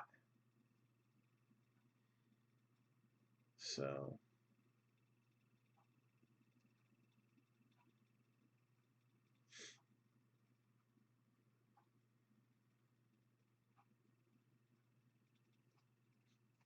yeah, Lester, but he can see your comments on the screen. Please don't start that again. So let's recap the hits from this break and we'll continue this discussion afterwards. But I'm going to give you a prime example here. No, the pack searching is ridiculous. And it really that doesn't do anything except for take away a $5 relic card from a kid. Cuz that's usually what's in those packs. Retail's usually, not. There's hobby and then there's retail. There's some retail products that are good, but the retail that has the sale value is the retail that has the basketball rookie cards, the shiny prisms and all that. Joey Cantillo, Padres, number to 125. Padres also got the Manny Machado baseball. Bryson Stott for the Phillies. Jeremy Pena for the Astros, as well as this Jose Urquidy numbered to 50.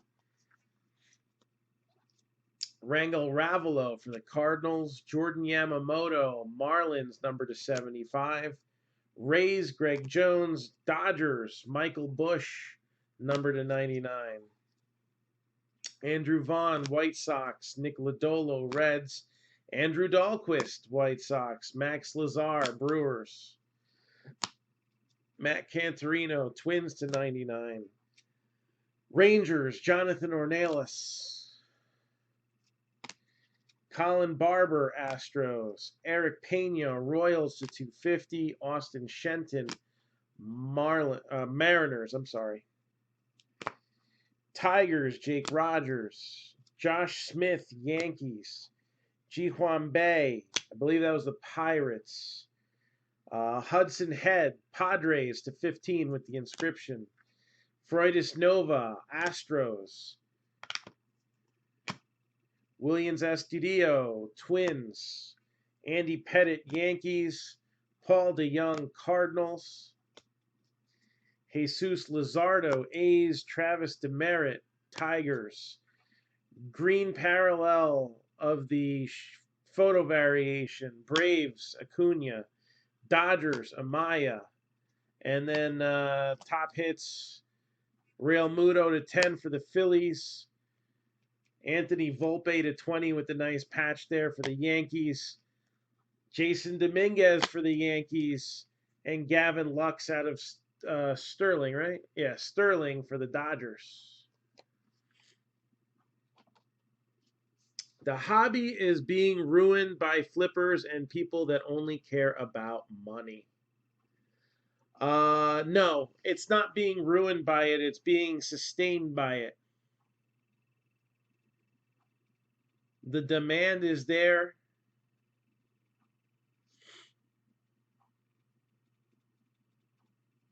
So, you're right about the Red Sox too, right? No, sorry.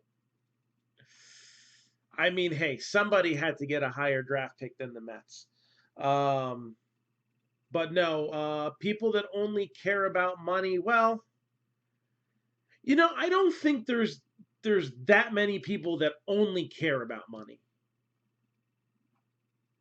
I think they're fans. I think they're hobbyists. I mean, let's face it. My personal collection's not big. I support a family of 6 doing this. But obviously, for me, it's not all about money because one, I do like to get the kids involved, and I don't break them retail stuff. I break them hobby stuff when we do the kids breaks at the shows. That way they can get a nice Saquon Barkley auto or something like that, like they have in the past.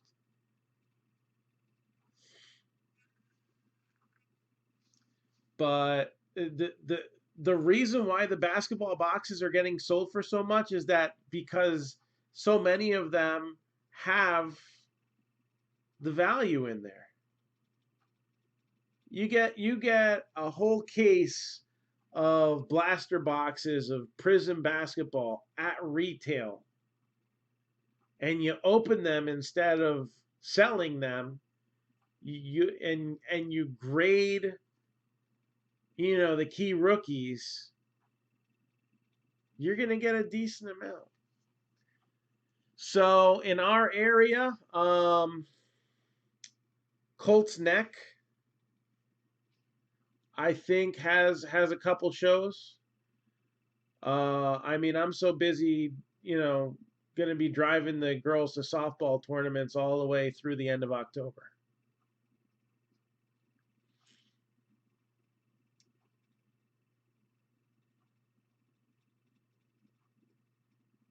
Well, production numbers are way below what they were in the 90s.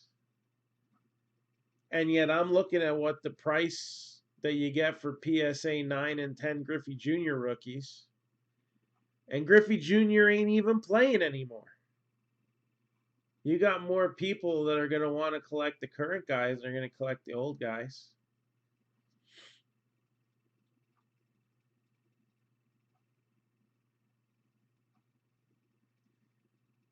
So the production numbers are significantly lower. If they're making millions of cards now, they were making millions of cases back then.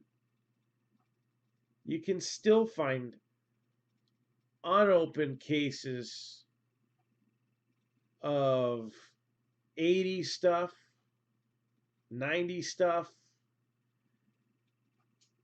All right, there's probably, what was that? That one warehouse was in Michigan or something like that. The whole place was full of that stuff.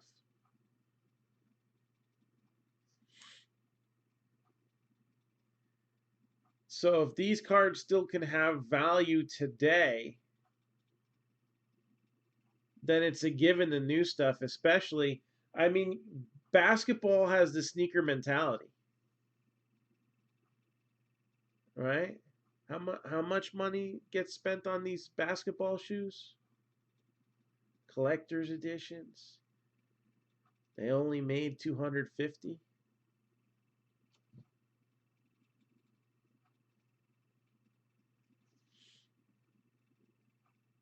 Those sneakers go for a lot of money.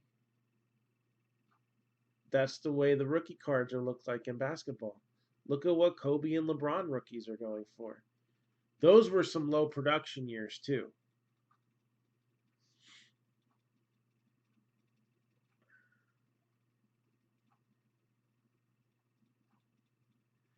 And I'm gonna pitch both sides of the fence here. Yeah, I do think Panini withholds product so that they can profit off of it later. But you know what?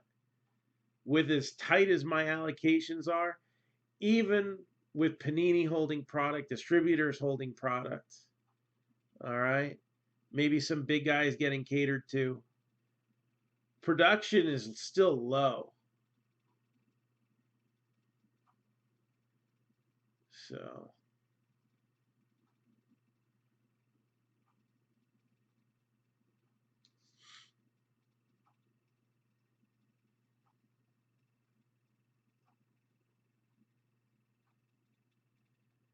yeah, but what happens is you don't get the allocations unless you buy at or sometimes above blowout price off the shelf from them.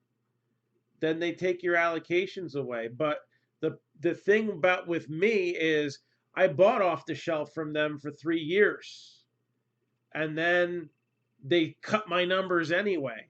So why am I gonna kill myself, slit my throat on margins when there's other people out there who would sell me the product at less money? Hey, if they're getting, if they're making something off of it and they leave me a little bit, then that's what I got to do.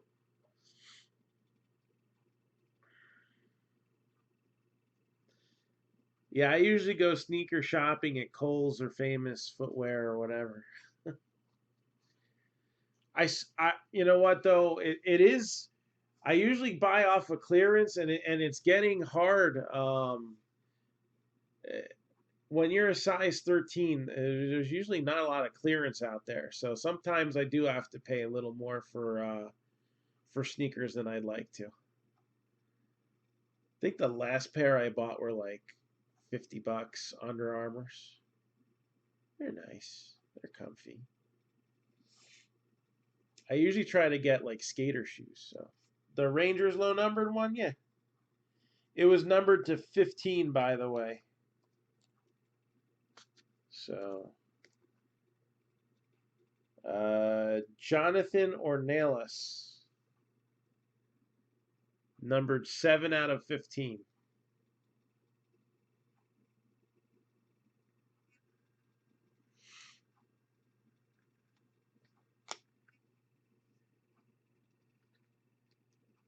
So yeah, I'm only 5'10", so I like to think that 13 is a pretty good size for me.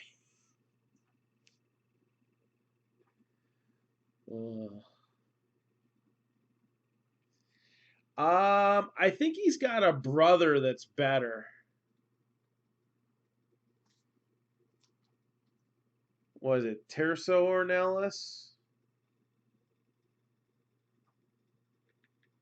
Jonathan Ornelas Sapphire. Let's see if there's anything to comp off of.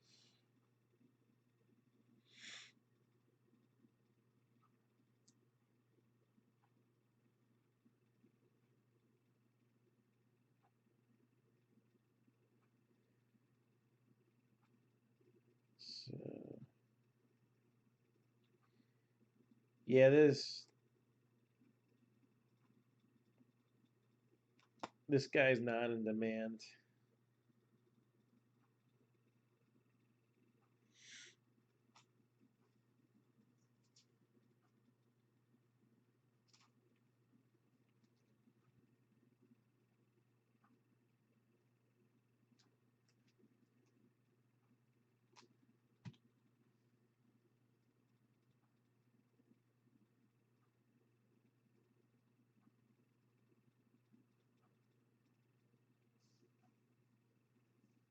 Yes. Yeah, worth holding on to. I would that's a hold for me, especially, certain guys with no minor league this year, it kind of kills them. PSA, yeah, PSA should, if they're taking 9 months to get the cards out, they should be judging the card at the price that it was submitted to them at. All right, and I mean, how they keep track of that, they got to figure that out. 100%, you know. On the other hand, if it didn't take them 9 months to grade the card, somebody might have sold it at a much lower price.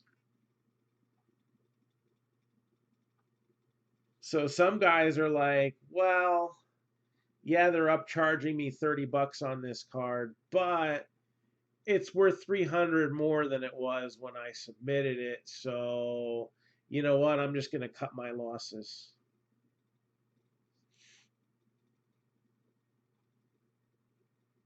So, yeah, there's a lot of, there's a lot of hot debate about SGC. Do they grade the cards hard? You know what? I've seen some PSA 10s that were shite. Like, especially on the backs of the cards. Edges all messed up. And,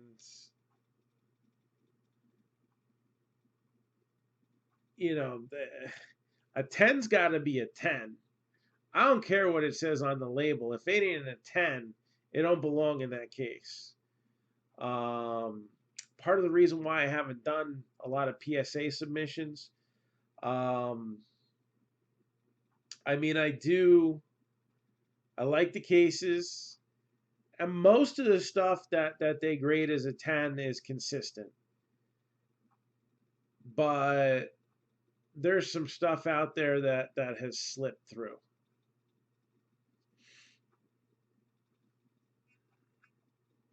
I don't think there's a real way. I don't know if he's related to Tirso Ornelas, but that's the name that came out to my head. He might not be.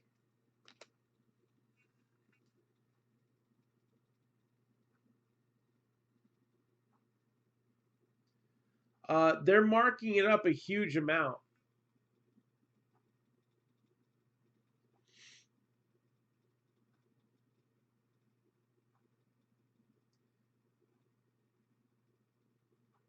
Well, and that, for as long as it's taking for them to get stuff out, they're also trying to spit out as much as they can. There's a lot going in.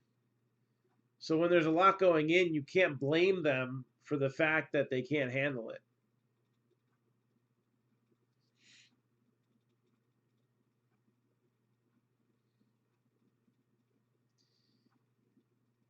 Yeah, well, cost isn't the number. It's suggested retail.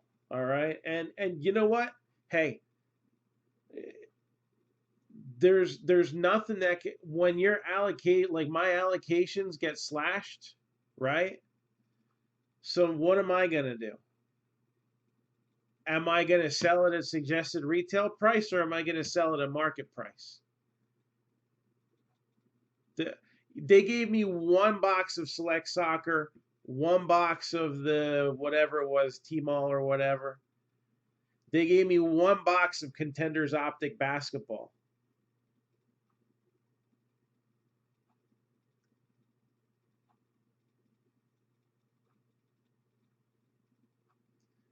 If I got 5 cases, then I could sell it for less, and that's the whole purpose. There is if the stuff's getting held back, then it forces everything up. Especially when you pull a Zion 1 of 1 and it's going for 5 figures. The demand is still there. Yeah, well, I get mad because 3 years in a row I'm getting given 3 cases of something, and then the next 2 years combined each year, and then the next 2 years combined I don't even get a case. That's bullshit. And then you tell me, well, you're not buying off the shelf. Well, yeah, well, I used to buy off the shelf and you cut my allocations. So now I'm going to make even less of a margin because you're charging over blowout on some of these things. And you think that I'm going to put that money towards you instead of somebody else who's going to sell me the product where I can make a couple bucks? Uh-uh. Yeah, Prism football is insane. We used to get 3 cases. Now I'm getting 1. So actually, I'm probably making the same amount of it on it. And I think that's the end game there as well. As long as these guys are making the same amount of money, and then they can figure out a way to make more.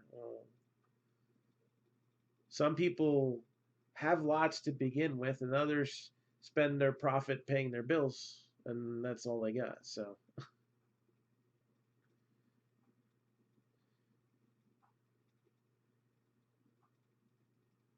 Update on a storefront. So New Jersey sucks. New Jersey, I feel, is probably one of the top 10 states as far as not getting back to normal. I mean, thank goodness the kids at least all have activities again.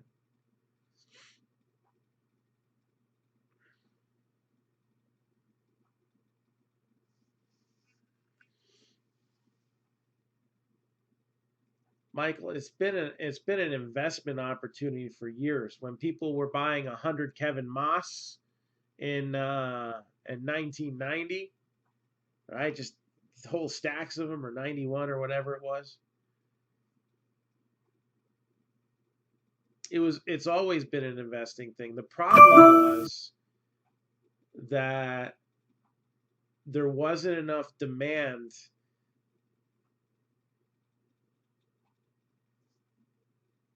There wasn't enough demand. There wasn't enough people in the United States to create a demand for the amount of cards that they were printing out back then, and nobody realized that. Now we have cards numbered to 15, numbered to 20, numbered to 10. It's a different ball game. That creates demand.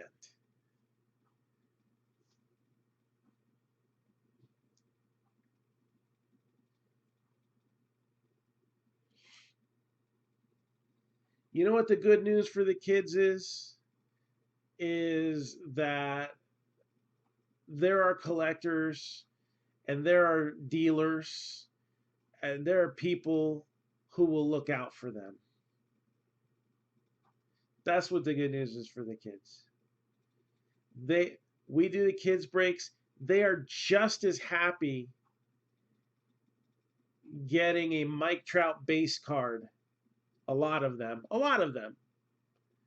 And the ones that aren't, we'll go in that in a minute. They're just as happy getting a Mike Trout base card as they are a I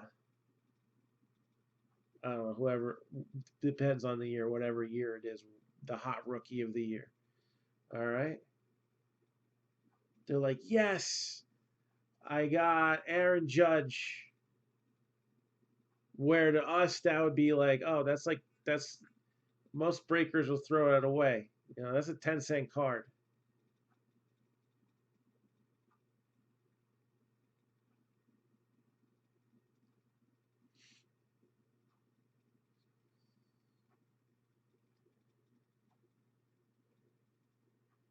So when they say they're taking it for the kids, no, they're taking it away from you. That's who they're taking it away from, not from the kids. Again, they're still baseball stickers. The basketball stickers, there were some numbered ones this year, so they went good. That you can argue maybe taking from the kids, basketball stickers.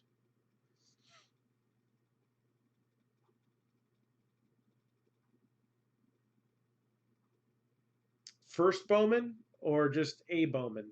I don't know. I'd have to look at the card. There's too many out there.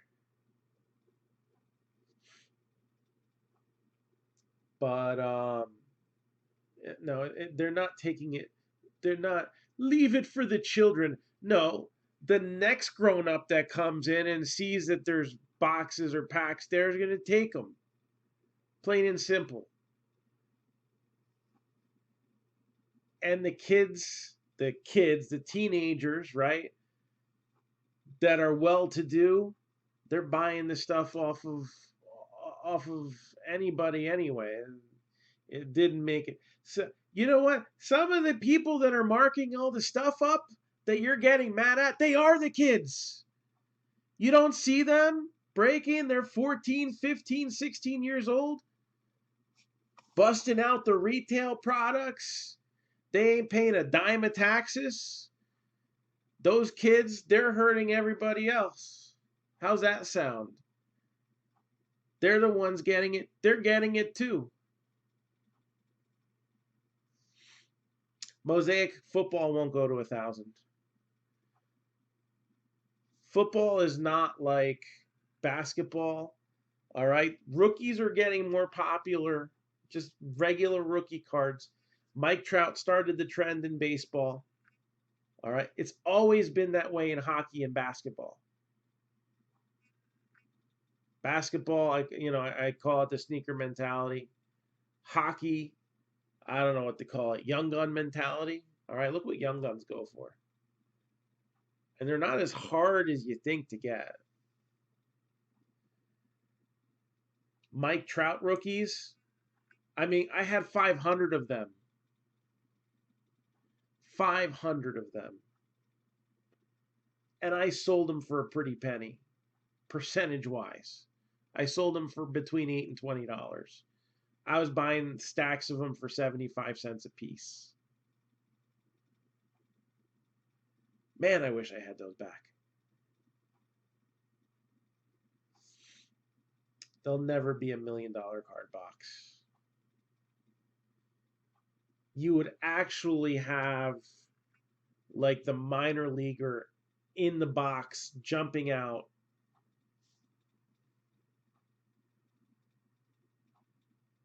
Saying you own me for the next 10 years. Maybe not. It'll never happen. Transcendent is not as popular as you would think. There's some breakers who have said they're kind of getting sick of Transcendent. It's more more of an attention getter than a money maker. And when you're spending, cost is like 27 grand. All right, regular Transcendent does all right, but then you got Transcendent WWE was a bust. Derek Jeter Transcendent, I guess, is Derek Jeter. I guess is gonna make some people happy. Bowman Transcendent, we'll find out. Is the first time they did prospecting. Hall of Fame Transcendent.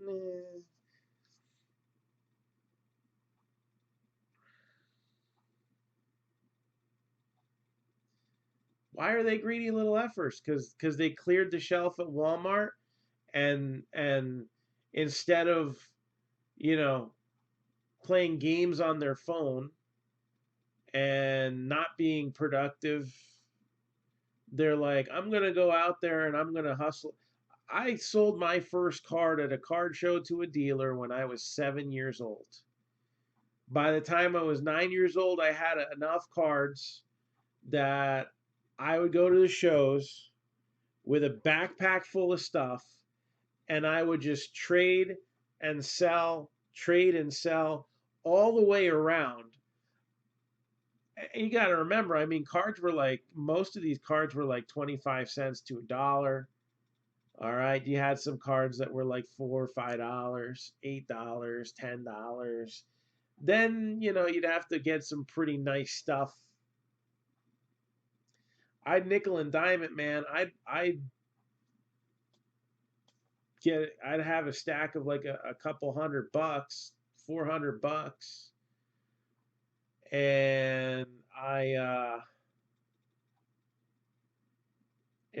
go and buy a case of Magic the Gathering cards, and then I'd bring it back, and I'd be like, hey, instead of going to the comic book store with the creepy, I don't want to accuse people of things, but there was a couple guys that were kind of creepy and a little too friendly to some of the kids. You're like, why, you're like 50. Why are you trying to be all buddy buddy with me and ask me to hang out over your house? No, no, thank you. Um, I'd get what do they call them? Not boosters. The sealed decks. And then my friends would buy them off of me, and we'd do our own tournaments.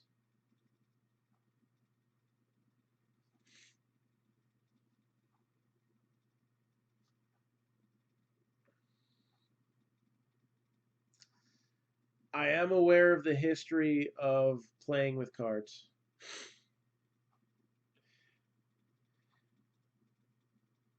Actually, even in this era, we've done that, throwing them into hats and stuff like that. Sometimes you just get bored and you don't need the base. Uh,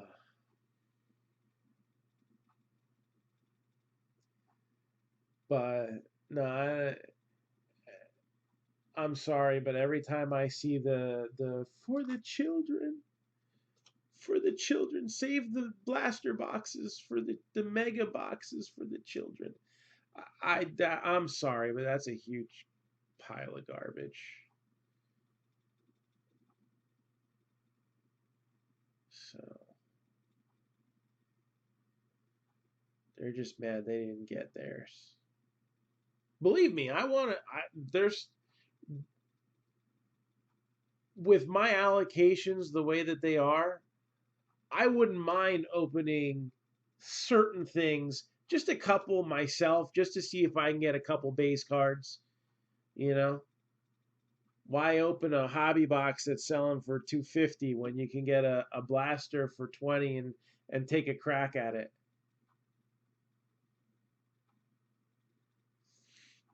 So, well, I think anybody who follows me regularly knows I'm not against kids having cards. I usually sacrifice the peak shopping hours on Saturday and Sunday, working with the promoters at the Westchester, and sometimes I go to Hofstra, um, and doing the breaks for them and educating them and talking to them afterwards. Meanwhile, my stuff, usually whoever's helping me will sell any wax boxes, but like the singles, I'm like, shut it down because, shit gets stolen. But Super Break is terrible.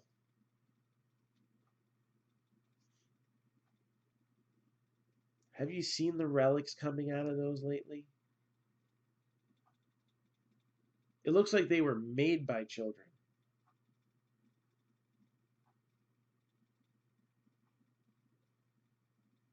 Like, I honestly think that's little Jimmy's batting glove, not Mike Trout.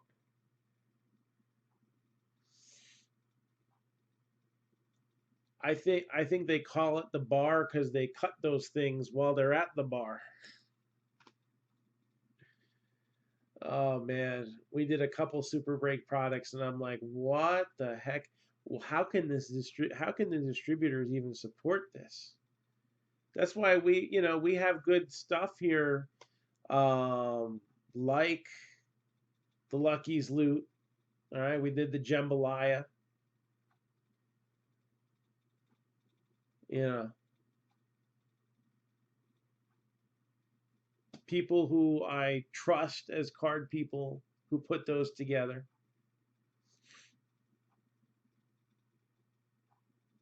Because the sell sheets look pretty, and people asked for it. I got asked to bring in Super Break by several customers. I was like, all right, I got things to do. I don't spend that much time watching other breaks out there. I'll watch things here and there because you gotta know what's out there. But Most of the time when I'm watching other breaks, I don't even have the volume on.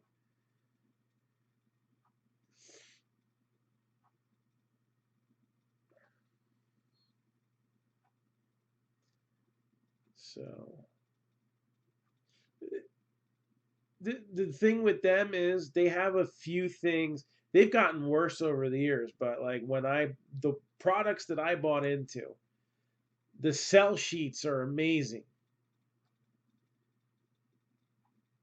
But you got to wonder how much trash did they put together to get those big pieces out. I mean, we had a Tommy John card that looked like it needed Tommy John surgery. It was so beat up. Like, if we were in good shape, it would have been a $10 card, and I would have been pissed. It was literally worth the price of a cut signature. The card was so demolished, and I'm like, how does quality control let that in? Well, there's no quality control. So I'm like, all right, I seen enough.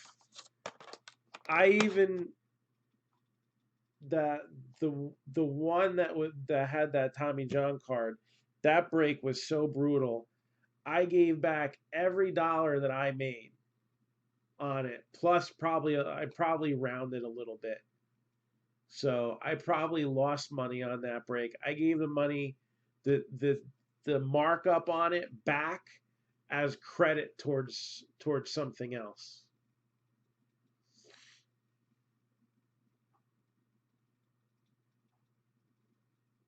And it wasn't like it was a incredibly high markup item, but I was just like, look, this is what I made on it.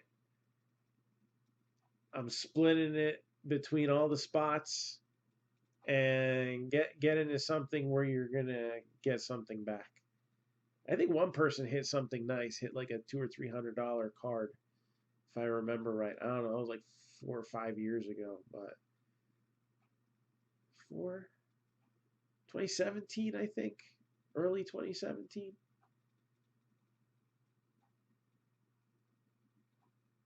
I want to say springish. I don't remember. It was a long time ago. Break's probably still posted somewhere on the Mark-Down page, but I ain't looking for it.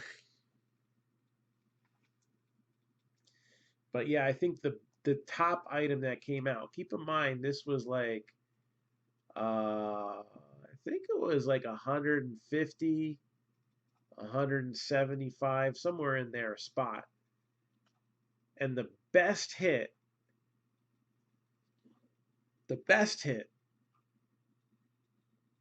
was this lucite holder with like some kind of a Hulk Hogan etching or a sketch or something that was inside the holder, and there was a sticker auto of Hulk Hogan that I swear to God the thing looked like clear painter's tape. It was I don't I and it wasn't even on there straight. It was crooked and it was bubbled. I mean, it was Hulk Hogan, but what you gonna do when the worst product runs wild on you? You know.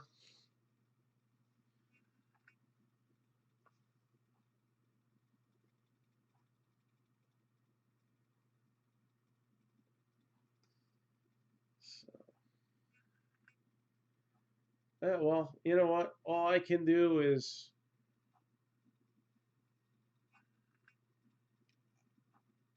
somebody's gonna make money off the hobby because somebody's got to sell the stuff to begin with.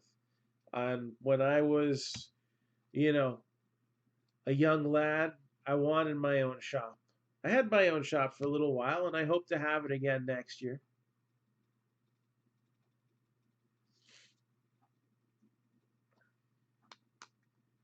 But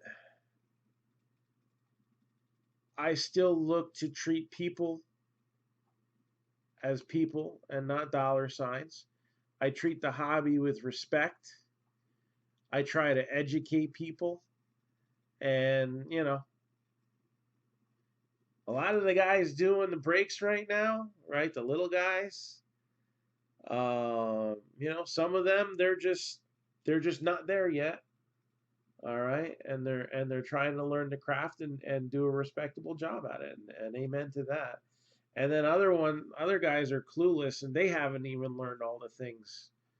I can't tell you how many people have watched me either as training to start breaking themselves or just broke with me for a while and said, "Yeah, I want to do this too," and they started doing it.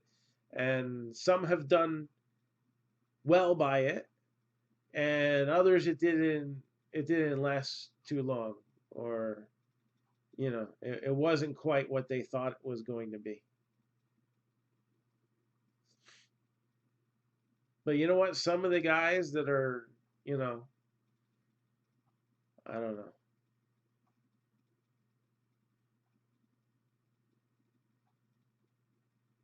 like meth head breaks, and they're filling stuff, and I didn't fill stuff for the last 5 days. So, but I got my own teeth, so at least I can say.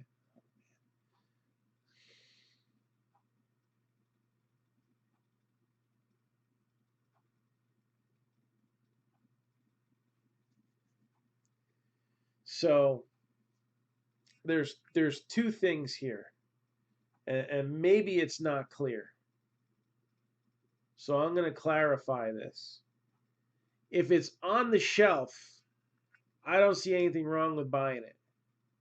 If it's on the shelf, the problem is the people who bribe what was on the news and whatnot. The people who bribe the um, the vendors and it never makes it to the shelf. That's a huge problem. But it's not for the kids. It's for everybody that collects. Because let's face it, us grown-ups that collect, we're kind of kids at heart about it. And others are just plain childish. I mean, come on, I've been in this hobby long enough. So, I mean, Mark-Down Entertainment started with the sale of movies, music, video games. All right. So, like in the supermarkets, you'd have like the rack jobbers that would fill up the racks with movies. I'm knowledgeable about movies. I'd kind of just started doing flea markets and stuff. And I'd go into the supermarket and I'd be like, oh, look, they got 3 copies of Mallrats there. Mallrats hasn't been printed in 3 years. I'm going to buy them. And I flipped them on Amazon for like $70.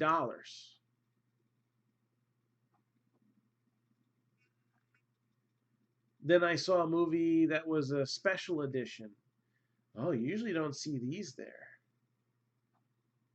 And I went and I flipped it for $100, 150 or something like that.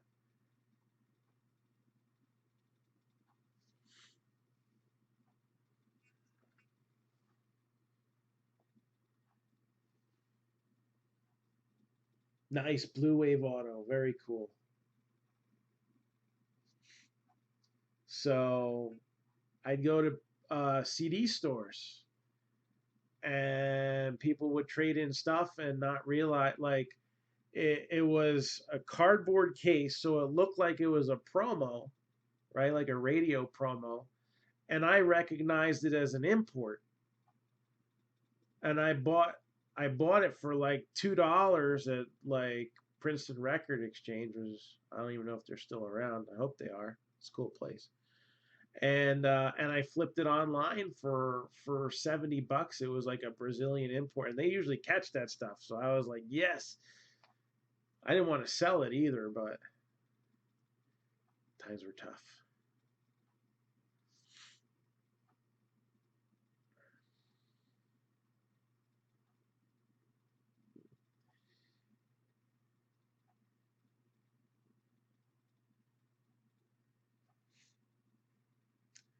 I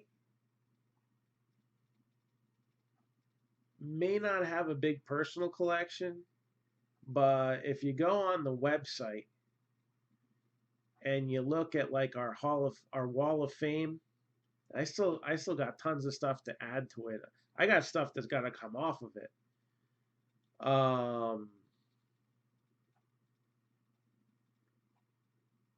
That is the coolest thing about my collection, is that I've had a Babe Ruth cut signature in my hands.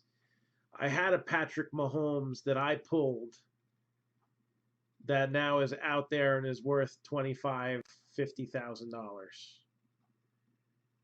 So, yeah, I had original Nintendo, and we were box keepers in my house, but the box got tossed out.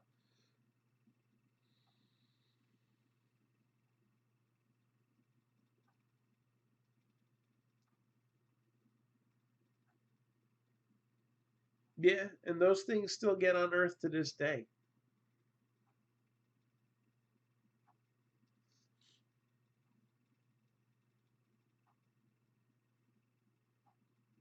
Somebody tweeted about a box of cards that they bought at Goodwill, and I mean the thing was like covered in tape, and but he saw 2011 cards in there. They bought it. There was a Trout in it, and a Goldschmidt and LeMahieu and stuff like that. Yeah, I feel bad I sold mine, but I had to.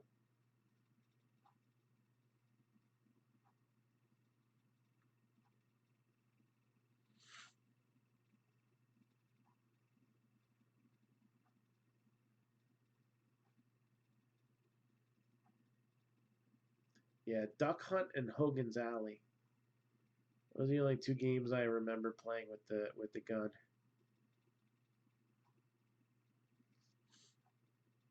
Oh, it worked right. When you were standing 4 inches away from the TV, it worked right.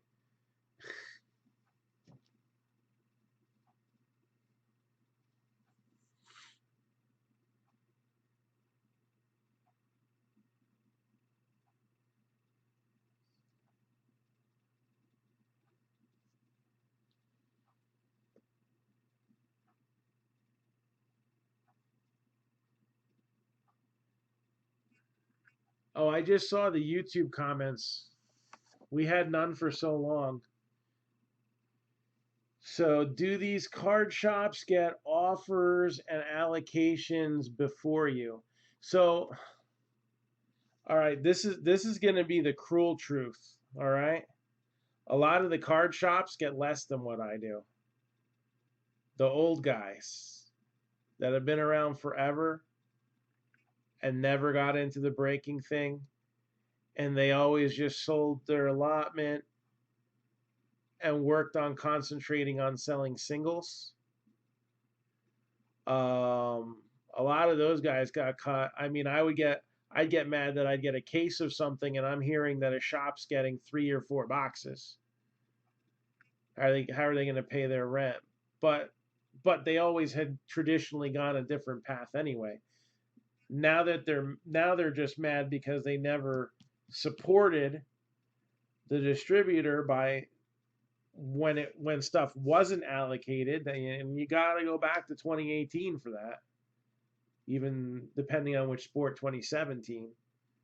um, they never bought a ton of stuff anyway, or they only bought it, believe it or not, the distributors used to clearance stuff. Oh man, when I had my store, I would get stuff on clearance all the time, below original cost. Yeah. So,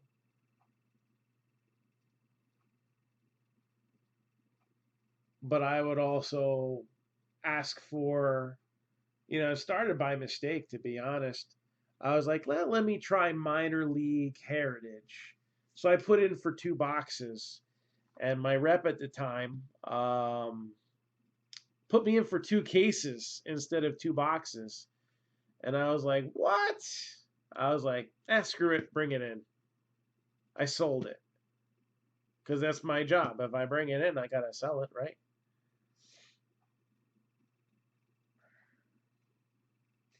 I appreciate that. Yeah, Twitch, if you get a certain, it's a little bit easier on Twitch to get higher status than it is on YouTube.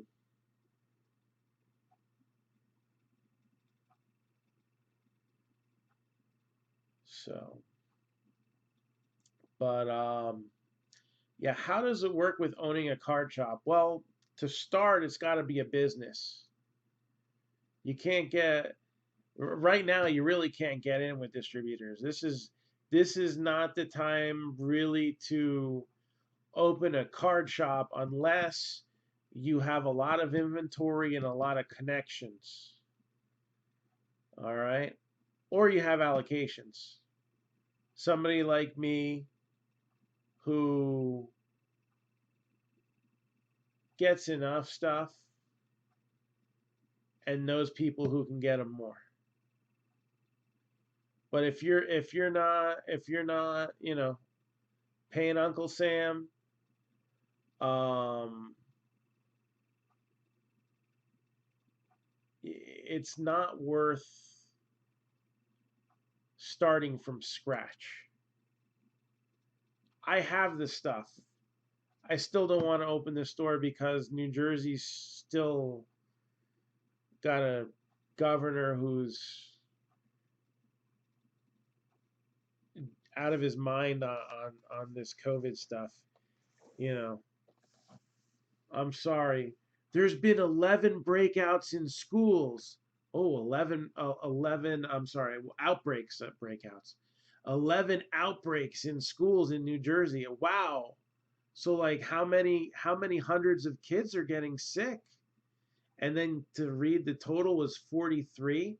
So wait, an average of less than 4 kids per school, that's an outbreak? That's an outrage. I'm sorry.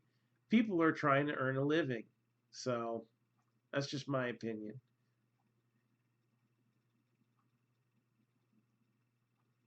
So yeah, an average of less than 4 kids per, that's not an outbreak.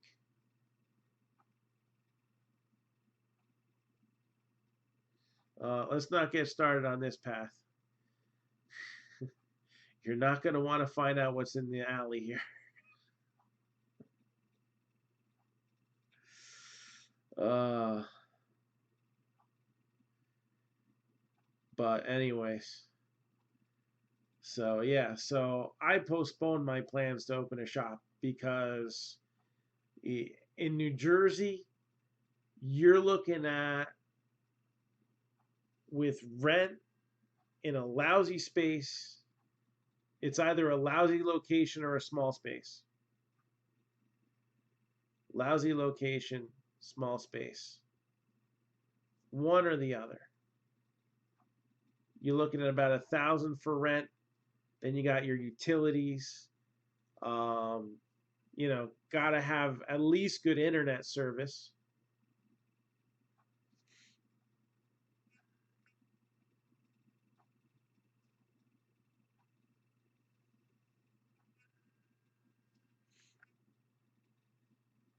So, I think I was paying 5 years ago. I was paying like 1450 a month. 1450 or 1550 a month, and I wasn't paying for internet because I have Xfinity and somebody else had Xfinity and it was a hotspot. So, but if I wanted good service in there, the hotspot won't do it. If I wanted to stream videos the way that we do now, the hotspot wouldn't be enough.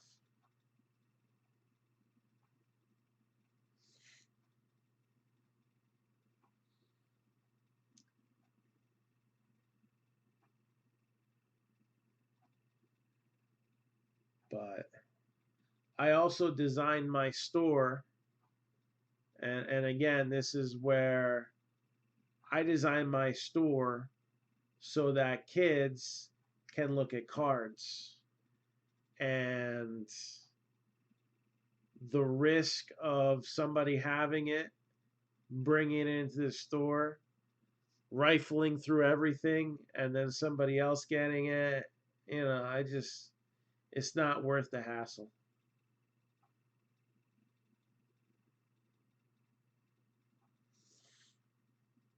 my store was very interactive. Kids could look at the toys up close. You know, they could look at the cards up close. They were sorted by player. So I'd have the local teams in the most accessible area. So, you know, baseball, it would be Mets, Yankees, Phillies. Um, I think I stopped there. Mets, Yankees, Phillies.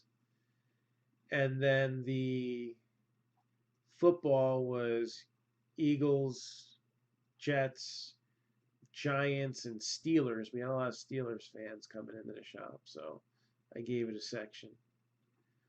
Um, and then the players were just kind of sorted by name. I'd have, like, you know, and of course when you have kids looking through stuff, everything kind of gets jumbled up, but you do the best you can to keep track of it. Um, and you know,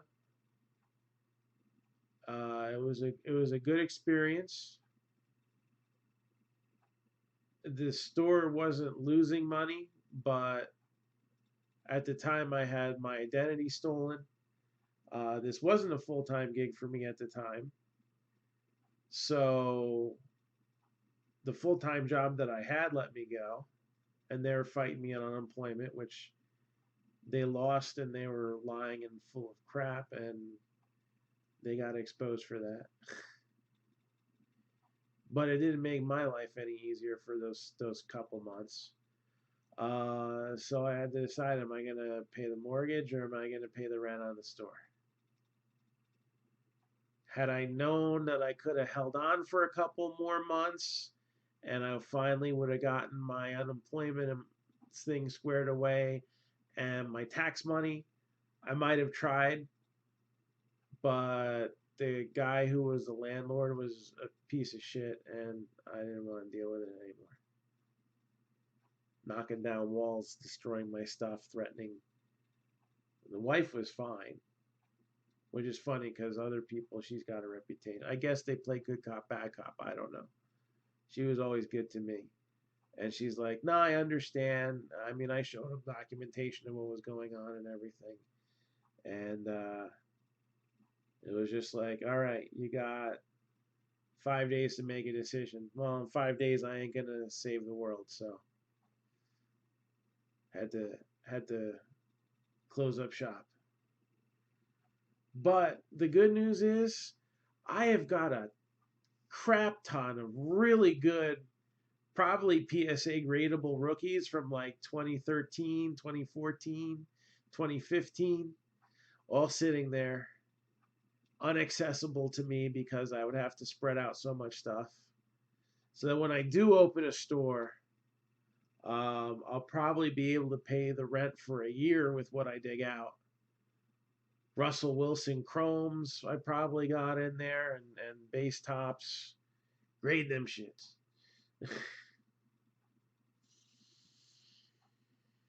So,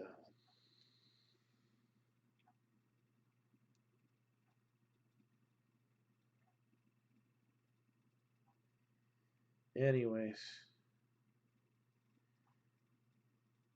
So we did it. We did a break. Can we do another one tomorrow? We'll find out. This is the one that I think is going to do it. All right, we're going to push football through too. But 4 teams, 4 random teams, 199. There's these 2 boxes and 3 re-break spots in the break.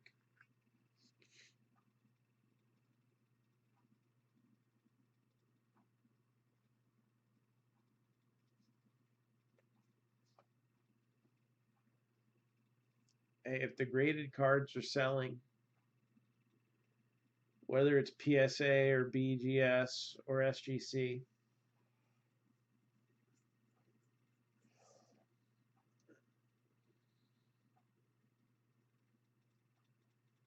do I have a lot of confidence? I've never graded with PSA before, and there's a reason for that.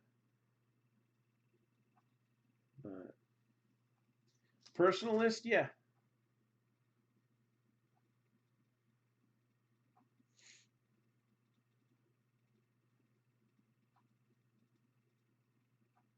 I gotta copy it again. I think the clipboard forgets after a little while.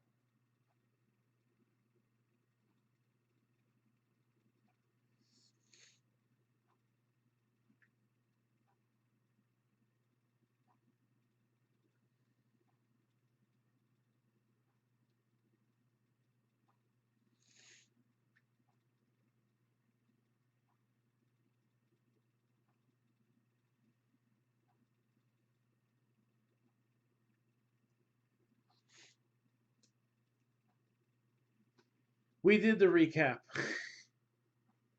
Remember when I said, hold on, let me do the recap real quick while we're talking? Or before we start talking more about this? Yeah, we did the recap. Remember the Jason Dominguez, the Volpe, the Lux?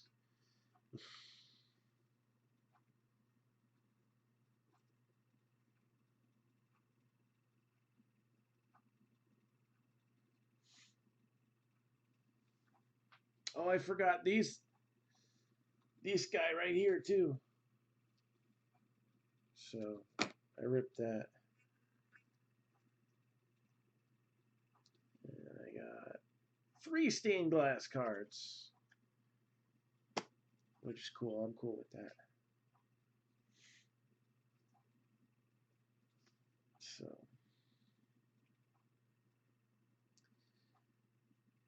all right. So that's what I got for tonight.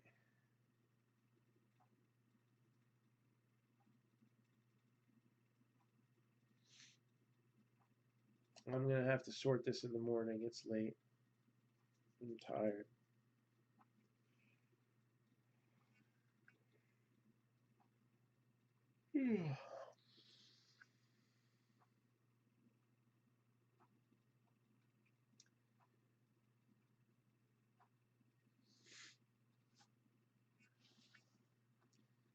All right, so yeah, let's fill up football and all that other good stuff. All right, so yeah, if anybody's got anything for me, I'll get back to you tomorrow because it's time to go to bed. Peace out. I gotta close like 3 screens here, so it'll take me a minute.